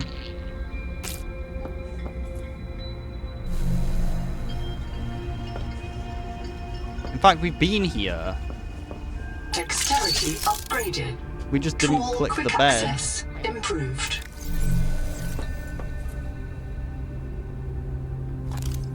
So we actually had been to this one. It was only that one base that I hadn't been to. I just never came back to this one.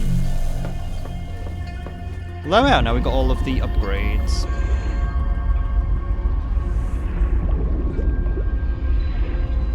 Welcome So let's aboard, get back to Captain. my other base.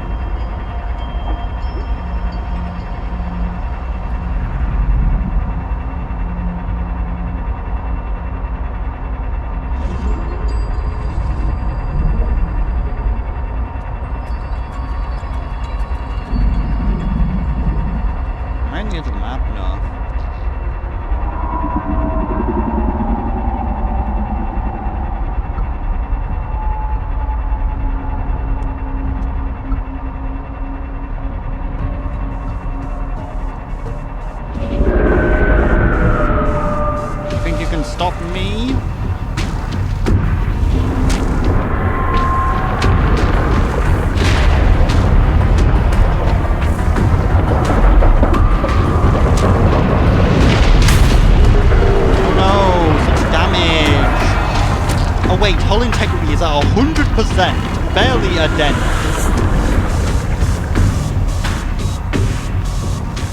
Moving right along. Hull integrity at 100%. Not even a dent.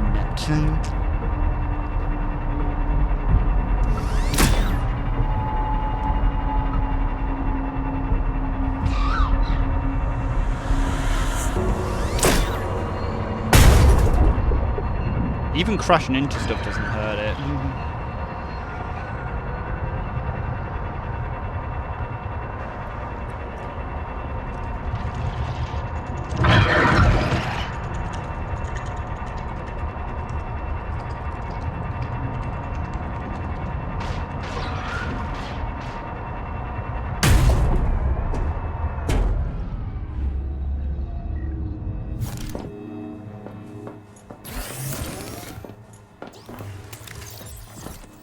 I might have a little bit too much storage. I also heard that actually possibly these are not the best storage containers as well. Like the smallest storage containers, you can actually fit more of them. Like the wall lockers. So the wall lockers might actually be better.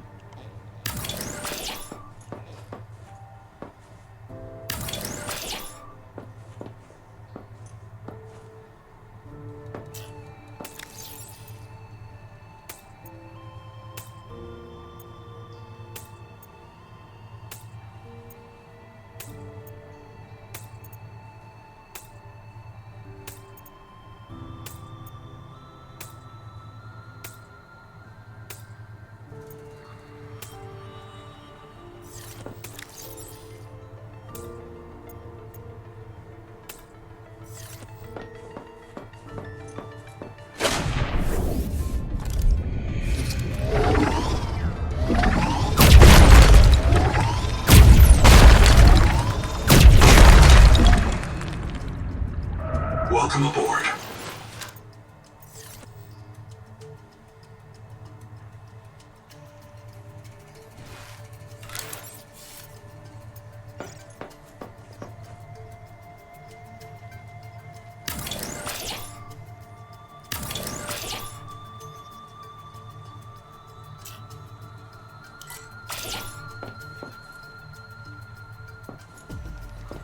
I don't know why sometimes it just hates going against the wall, it's so annoying.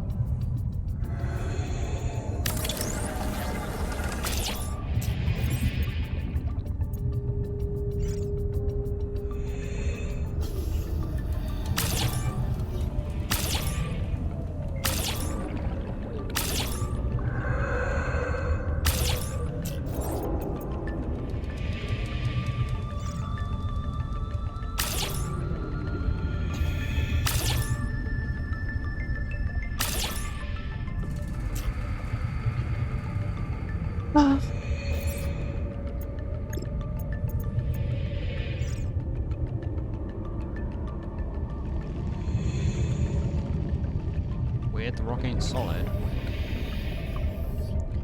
Why is the rock not solid?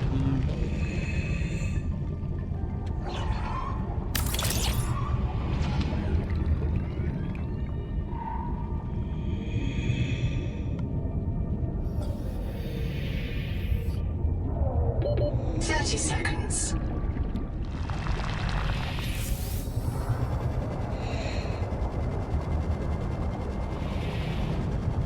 Welcome aboard.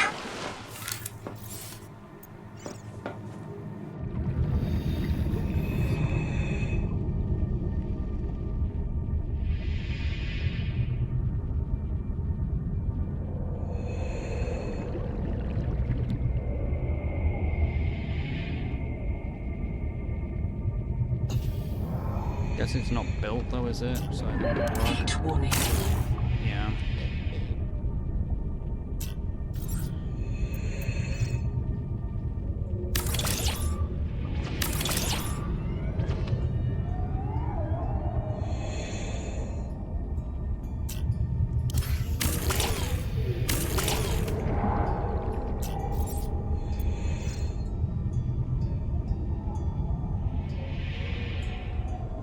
Heat warning.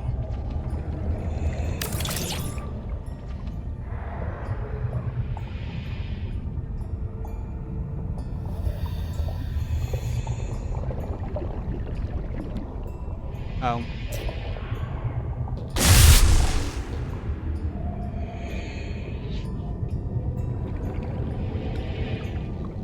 Welcome aboard.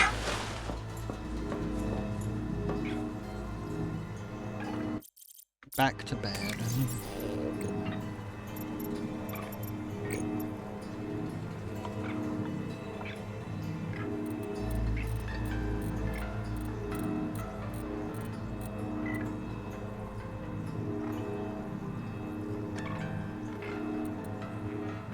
Why is this the only cephalopod? No. Yeah, I don't know what the fuck happened there. Like, the game just crashed. Like, the game just literally just shit itself and closed. But yeah, it looks like we didn't actually get any new data.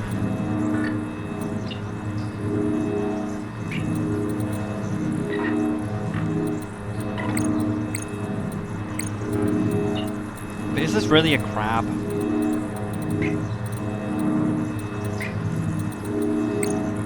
Most deadly mob in the game.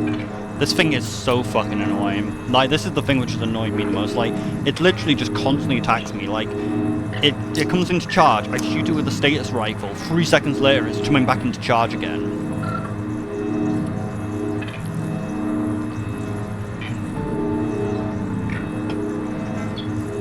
The twin ray that resembles a stitar, a deep sea electro predator driven towards the surface by ecological destruction.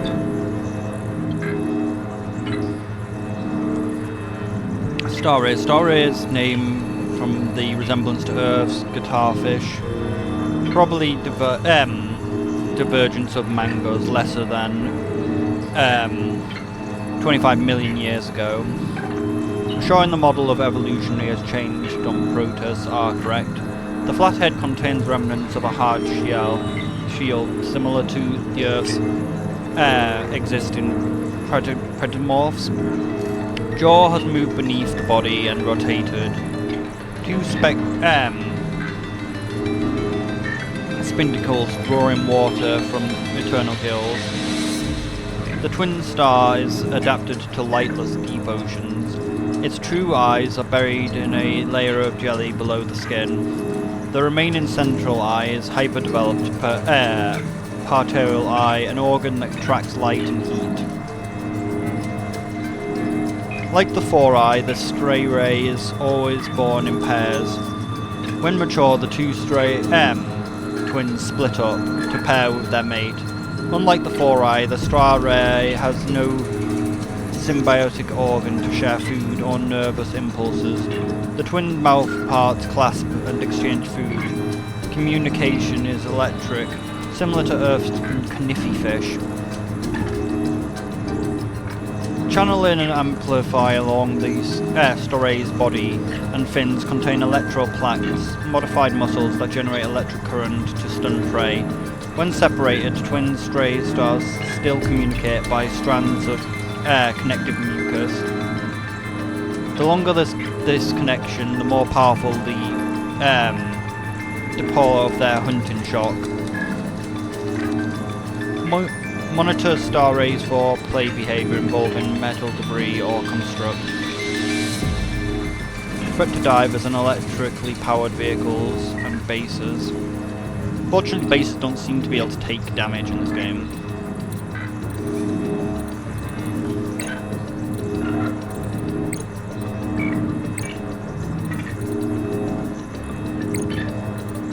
Ring jelly.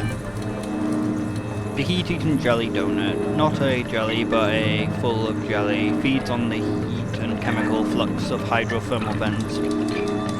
A colony of tiny clone animals called zooids. Unlike solitary tachinades, the zooids tachinate work together to build a large structure.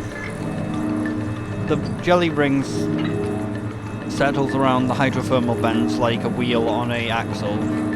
When the vent dies, the jelly can migrate to a new vent by swimming. Flower-like structures around the ring are mucus-lined pull-ups for water and hydrothermal vent flux. The pumps can also reverse to swerve and swim in the like thrusters. They also serve as an exchange site for organisms to feed on the ring's internal jelly.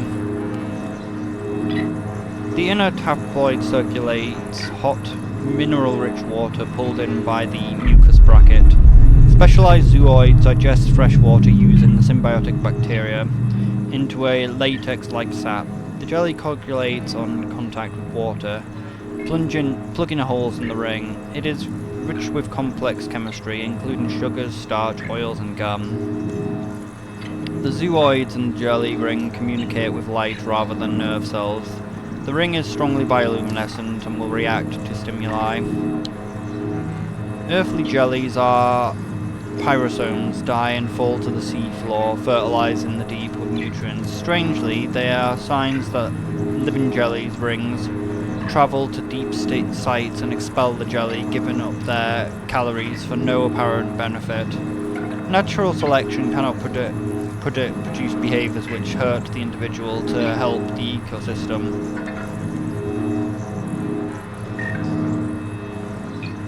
Altaria ecologists expert consider theories of multi-level selection or oscillation control.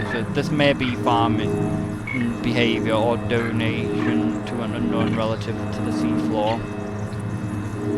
Maybe a source of complex chemistry and even edible fats or sugars if tapped. Likely flammable in air.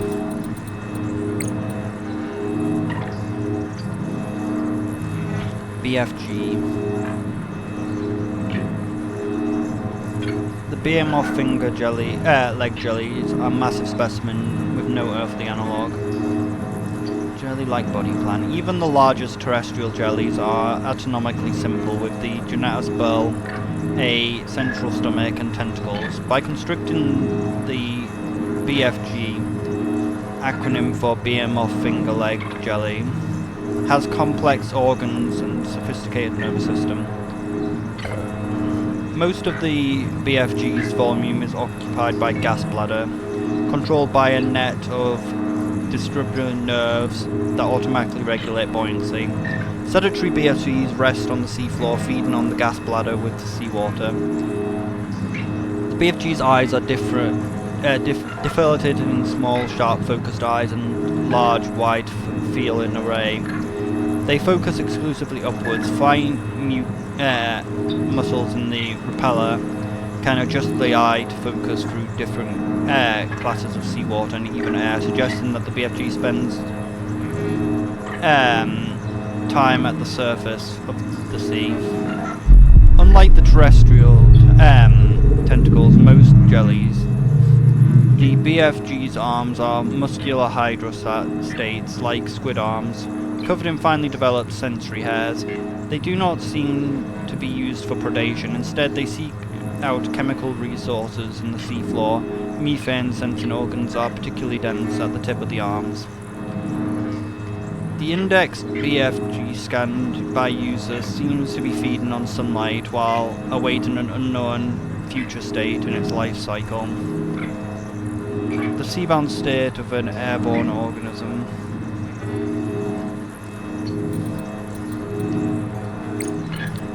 The marrow breach. Mango marrow breach.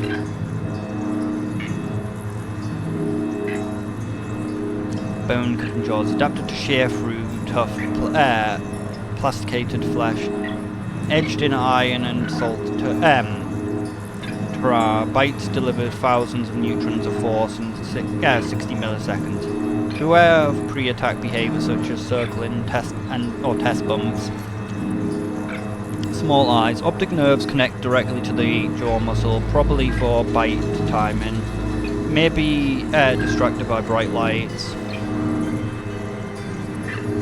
Body lined with neuromass and gel-filled apertures to detect motion and electric fields. Sensitive hearing, aware of prey before they are aware of it. Large caudal fin and muscular pendula allows for sudden lunges. Sanguine-rich livers provide buoyancy control. There is no thruster. The marrow breach swims like a conventional fish. Apex predator, avoid or distract. Investigate long-term possibility of mutual association through cleaning and feeding, but remember that this is a wild animal.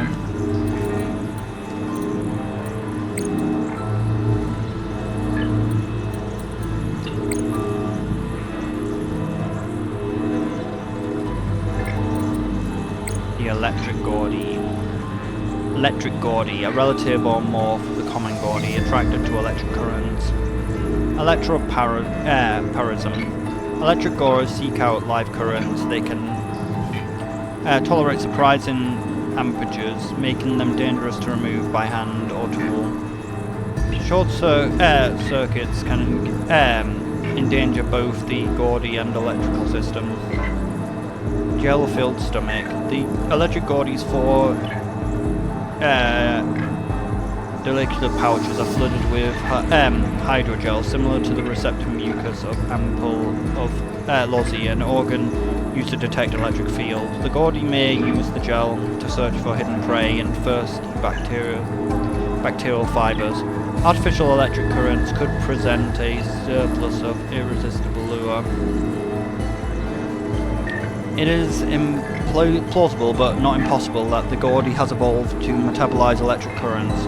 All organic metabolism is utterly a process of electric transport, and direct electrotherapy may be observed on stormy worlds in vacuum life. A serious pest on electrical and communication system. Lures may be required to manage infestations.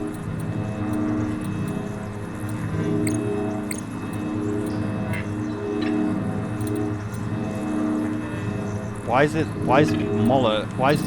a section called water slugs, but then water slug is in the mollusk section?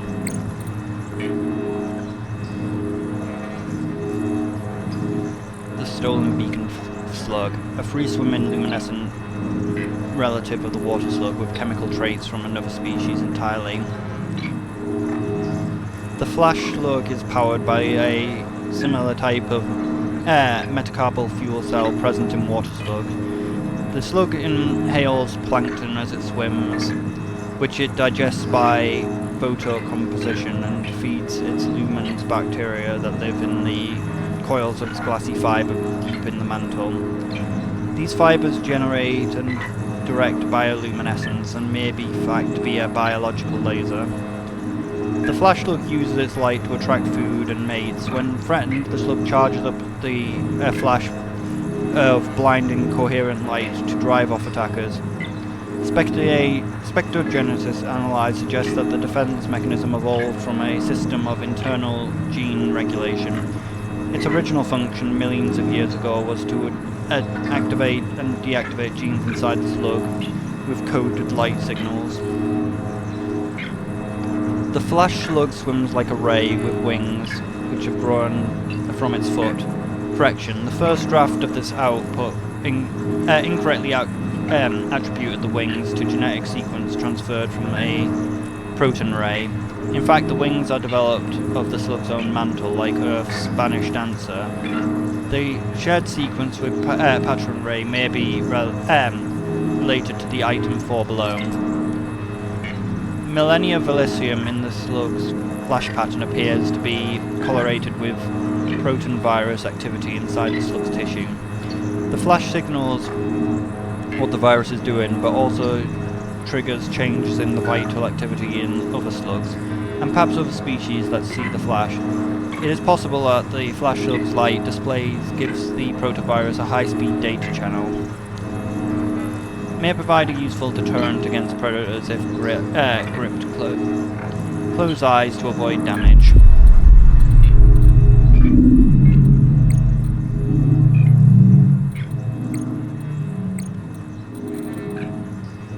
Although technically alive, gateway spheres are constructed more akin to termite mounds.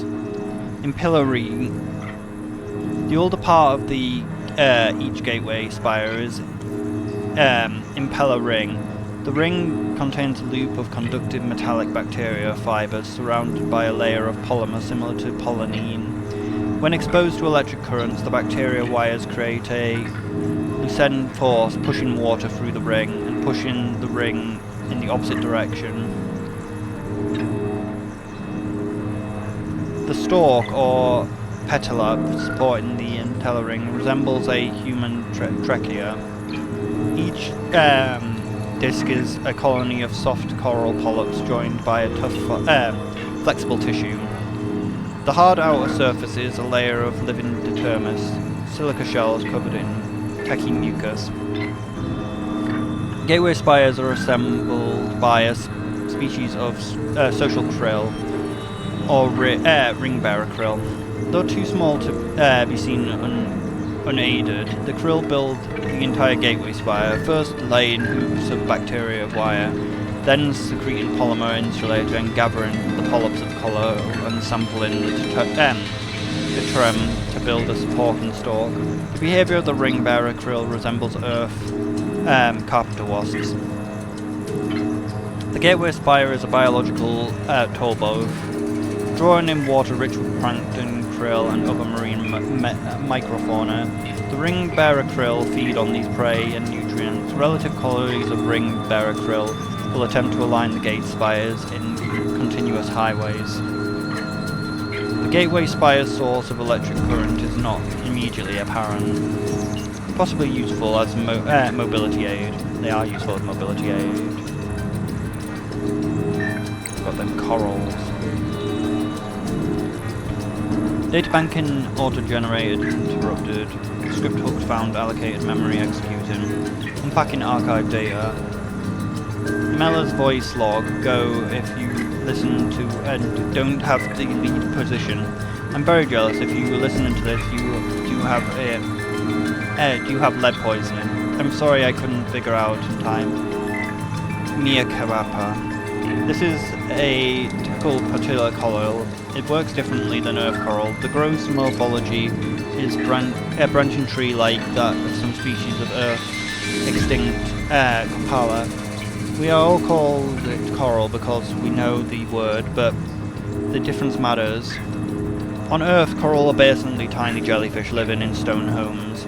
The jellyfish sting prey. They also let Zulafel live within their house guests who make food from the sun. On Proteus, I think that what we are seeing here is actually a sponge acting as the landlord. The sponge makes the home. It rents the space to tiny coral polyps, which sting prey and capture sunlight as energy for the sponge. I think the sponge used to be in charge, but eventually the coral polyps got so good at their job that the sponge stopped pumping the water and just lived off the rent from the coral polyps. And to keep its tenativity alive, it evolved a rocky shell like Earth's scalloped sponges. If I'm right, we should see other coral sponges pairs that have worked out different deals, each dealing in situation to particular ecological niche. A poetry soft coral, named for its resemblance to Earth's gorgongineas. Like hard corals on this world, gorgons are sponge-like inhabited by a Silurian polyps, the tiny jellyfish-like organism which live within the sponge and directly its growth. Unlike hard corals, they do not produce limestone structures or host photosynthetic microbes. They are purely predators. The cage gorgon specializes in capturing and protecting a symbiotic partner which it attracts prey for the gorgon to sting and eat. The cage gorgon's larval may tease to a partner such as and grow around it, eventually fastening the partner to the seafloor. The free-swimming reproductive site of the cage gorgon carries cells of the host sponge, like seeds. These seeds are genetically distinct from the other sponges in the ecosystem, suggesting that the cage gorgon is morphologically with only a single host sponge. Cutting open the cage gorgon allows access to the symbiotic partner and carries no risk of infection or pain or suffering. The cage may attract new partners before healing or survive while empty.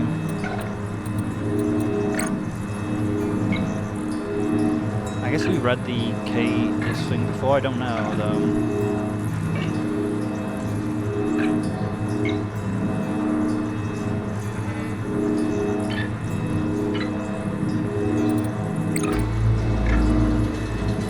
I might have just clicked on it though, I'm not sure.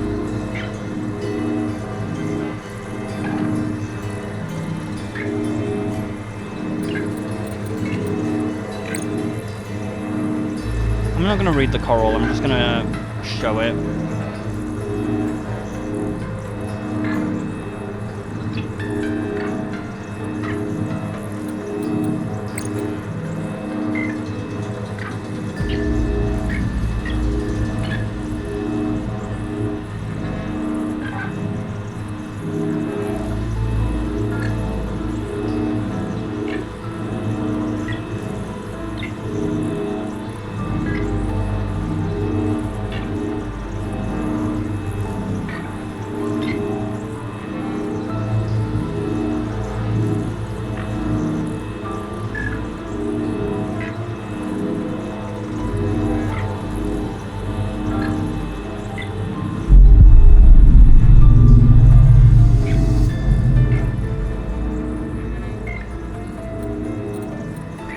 Wait, more jellies?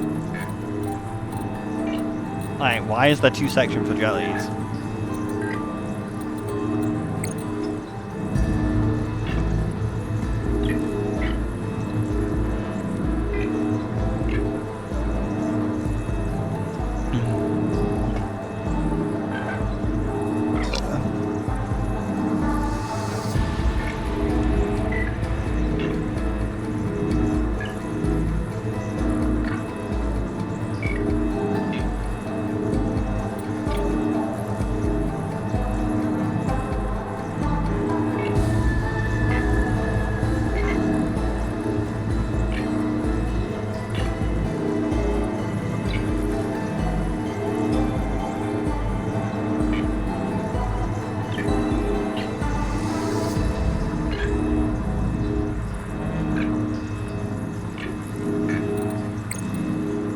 Nothing on this one.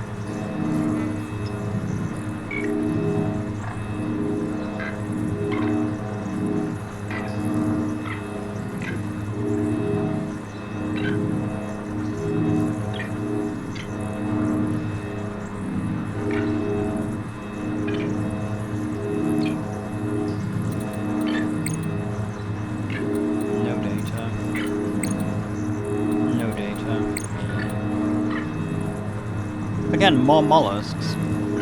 Like, the sections are the same things multiple times. Great jaw. A great clam that bites you. An enormous omnivore clam which has dangerously defensive feeding strategy. Like Earth's bellophides, the great jaw's body consists of two materials, mineral shells connected by a powerful arterial muscle. The clam's main body includes a digestive organ, heart, gills, and resides inside the shell. The mantle, the same body part that forms the outer skin of squid, secretes a matrix of bioplastics on which the hardened calcium carbonate shell grows. The enormous size of an adult greatjaw shell may take decades or centuries to achieve. The interior of the mantle is lined with motion-sensitive eyes. When the tendons of the attura muscles are disturbed, the shell closes, trapping prey inside. The jaw then secretes domestic acid, neurotoxin. Projected symptoms: nerve damage, short-term memory loss, and death. The great jaw's interior is lined with tiny coral polyps, which feed on the sunlight with photosynthetic bacteria. The majority of the great jaw's food probably comes from photosynthesis. The great jaw's bioaccumulates lithium during its growth. Nodules are expelled by the clam's body to prevent nerve interference. Recommended retrieval. The scanned index specimen is relatively young. No upper size limit can be established.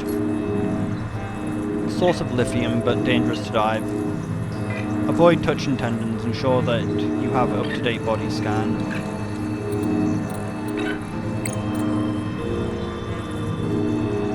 We don't know what this is. Stack of cloned clams adapted to living in hot places and water.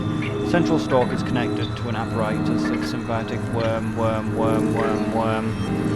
The clams stack clones stack jelly in the eye connected on worm-like coins on scuttle. Monitoring PDA bad input. All clone female worm forms antenna emitted male cells. Why worm help clam? No more worm takeover by clam cancer. Clams evolve shut forever, too hot, never open, but then starve. Haha, eat woke tissue fans. Withdraw if numb burn. Starvation solved. Stack sounds like stag and stack, which antlers and stag as antlers staggered, name for hot water living clam. Mepheti staggered Mephoris. Bad output stopped. PDA fucking died.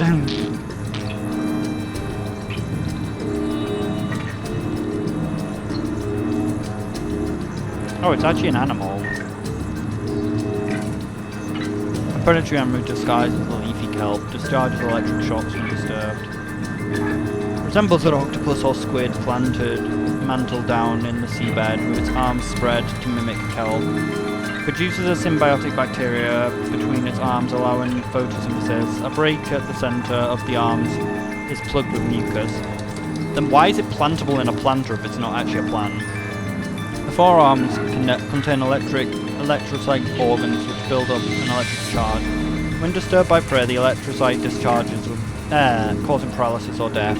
It is unclear if the prey are directly eaten or decomposed in the garden around the mimic's pylon, which feeds on external decay, are known as cephadors. The pylon's cryptic aggressive mimicry of leafy kelp implies that the kelp must exist on this world. Most species in Earth's oceans eat to survive, with primary production carried out by plankton or algae. Leafy kelp were late evolutionary development. Mimic pylons tend to cluster around sea cave entrances, perhaps to feed on organic entering or leaving the caves. Alternatively, and speculatively, they may have been planted there by another species to control access. Avoid contact to prevent injury. May mark cave mouths.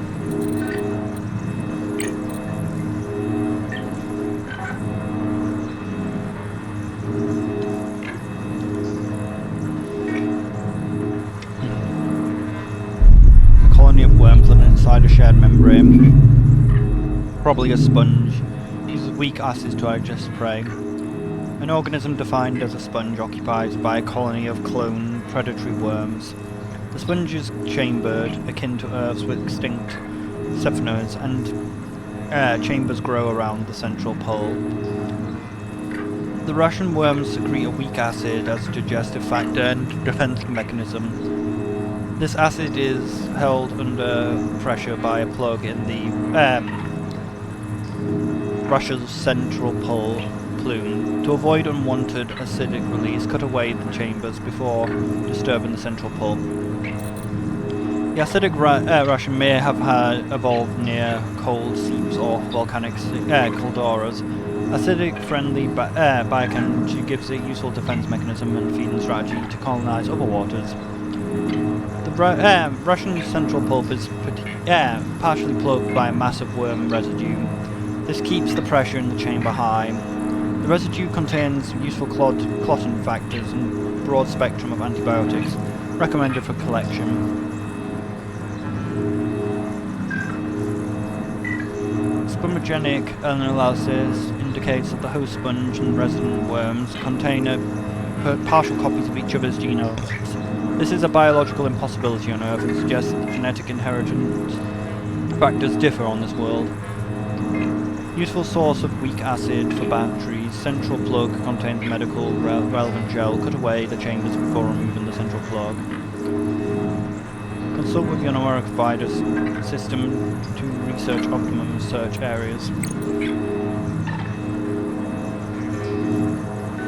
An organism that resembles an earthly anemone or sapphire, but it's actually a sponge occupied by a colony of predatory worms. An organism defined as a sponge occupied by a colony of predatory worms. The worms live in the sponge-like jelly, protruding their air from its anus to sting passing prey with the stinging cells and drawing them into the sponge. Spectral analysis indicates that the host sponge and resident worms contain partial copies of each other's genomes. This is biologically impossible on Earth and would suggest that genetic inheritance functions differently on this world. Minor stinging has a do not insert fingers, important scientific discoveries. Somebody put their dick in the plant! The whip Gordon. A soft coral similar to earthy gorgons. It lacks the hard limestone shell of true reef-building corals. Named for an extinct Earth sea whip, the sea whip is a predator and must defend its soft body from parasites and predation. Unlike the terrestrial sea whip, which developed chemical arsenals to repel unwanted contact, the whip gorgon colony has developed a specialized soldier polyp which migrates to the surface and develops a brittle spine, which when disturbed, the spine snaps off, releasing a soldier payload of toxins. It is impossible to project the effects of the sting on colonists, but mechanical similarities to influent Australian Gumpy Pite suggests relative outcome range for chronic agony to sleep deprivation lasting weeks to a year. Ciliary polyps in whip gorgons use their stings to kill and digest microscopic clay. They lack the brittle spines and powerful toxins of the soldier polyps. Avoid contact, consider pruning back with hand tools.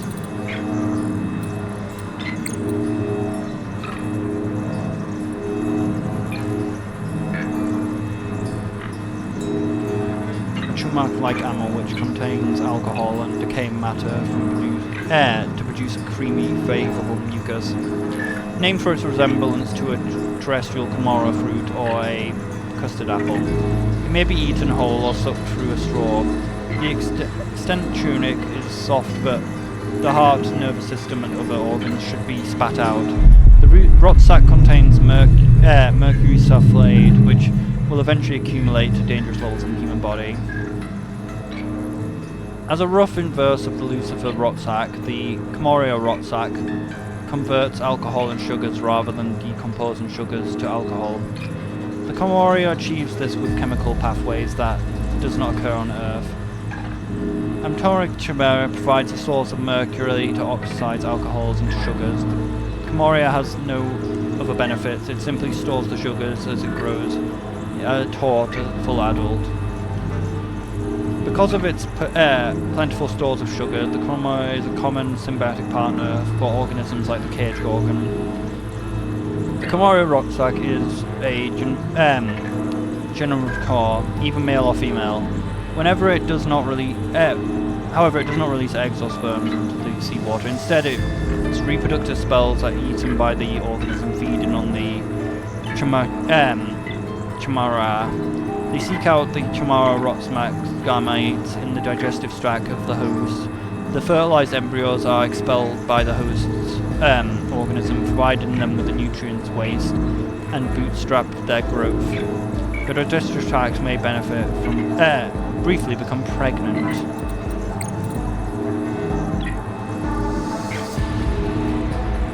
The rot sac. Like animals which ferment decomposing biomatter inside the body, the rot sac larvae swimming body transports its spherical adult form. Because the fermentation does not require oxygen, the rot sac usually stops breathing as it matures. The rot sac contains ibuprofen used for fabricating rubber and isoprene used for fabricating rubber and lubricant. Highly distinctive levels give the rot sac a strong caramel flame. Glow may attract animals, sun-seeking might, to defecate or die on the rot sac, seeming to play an important role in the world's ecology. Regularly experimented with light reactions are advised. Often found glued to the cradle's shoot root, and unrelated species of starfish like bottom dwellers that provide the rot sac with an anchor when it grows. Useful source of organic polymer and rubber and oil. Now we've got the sponges.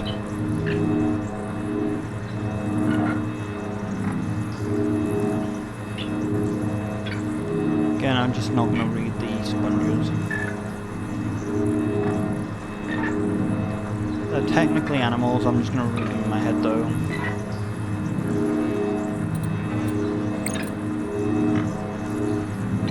Isn't this the thing on the... I don't even know where this was.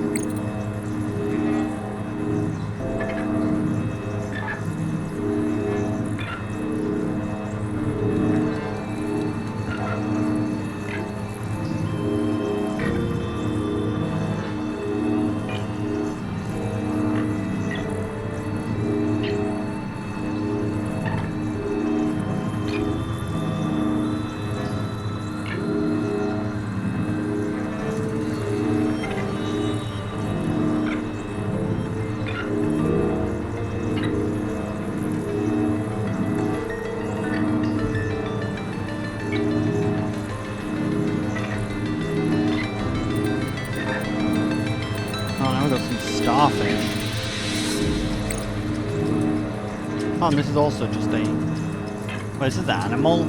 Oh, fuck, that's not good.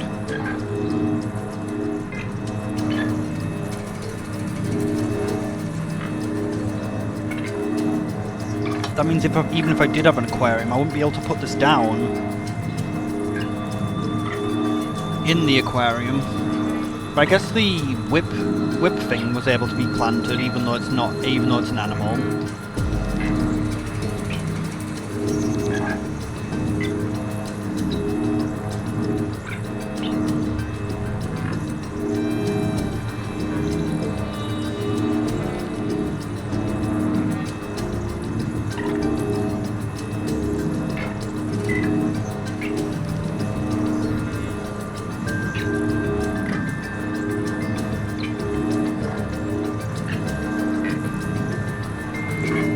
Ah, shit, you get cancer for breathing these things in.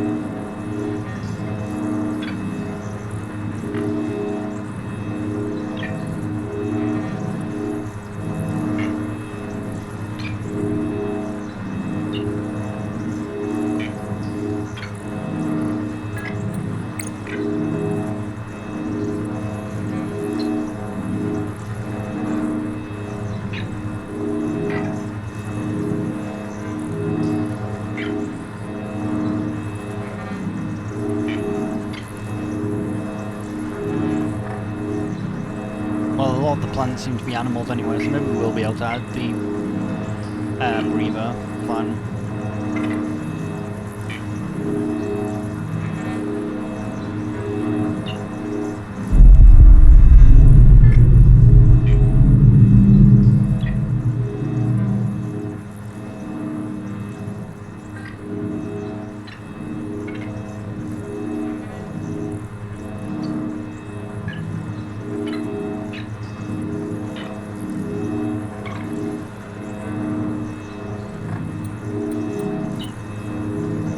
And more worms. Okay, I think we are at the end though.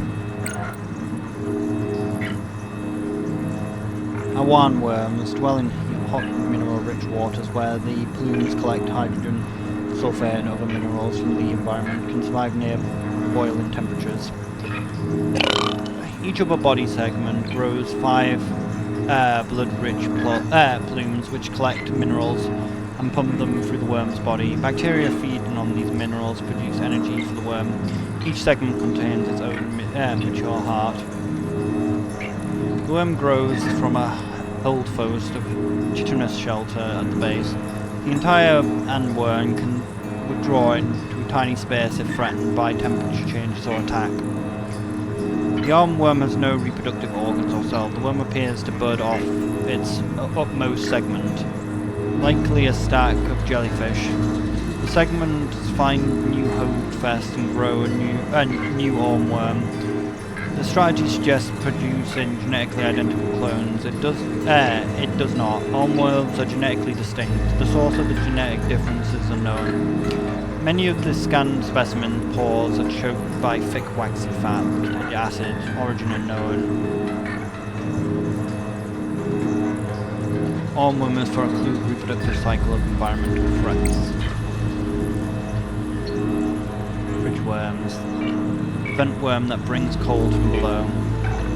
Vent worm. The fridge worm's body plan is familiar to terrestrial analogues. A tubular worm with a protruding gills and body hosted a colony of symbiotic bacteria in a chamber called the Furfosome in the feeding body. The bacteria helps the worm survive extreme environments. The cryotherm lives in colonies along geothermal gradients from hot to cold. It exploits the flow of energy and minerals through the rock to feed. Colonies pump deep or cold brine, usually 4 degrees, to the worms exposed to the hot water, helping regulate the temperature. Sulfur-based metabolism. So symbiotic bacteria in the fridge worm feed on the sulfur and other digesting material. The fridge worm uses cold deep sea brine to trigger chemical reactions which help collect minerals from hot vent water. Produces pockets of cold water, may attract life that can't tolerate the surrounding heat. So it looks like that was the last creature.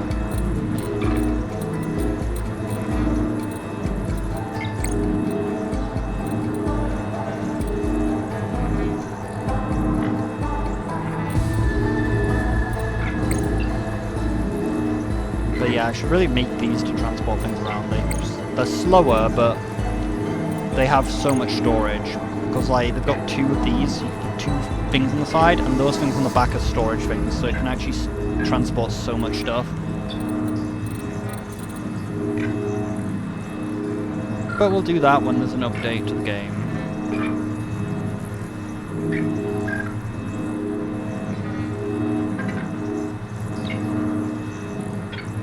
But that seems to be this done for now.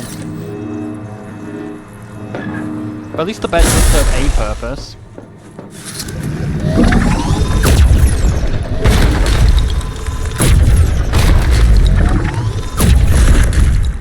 Welcome aboard. And who knows, maybe in an update they'll actually fix the lighting in this game so it's not fucking trash. Oh shit, I took him out the wrong way around, didn't I?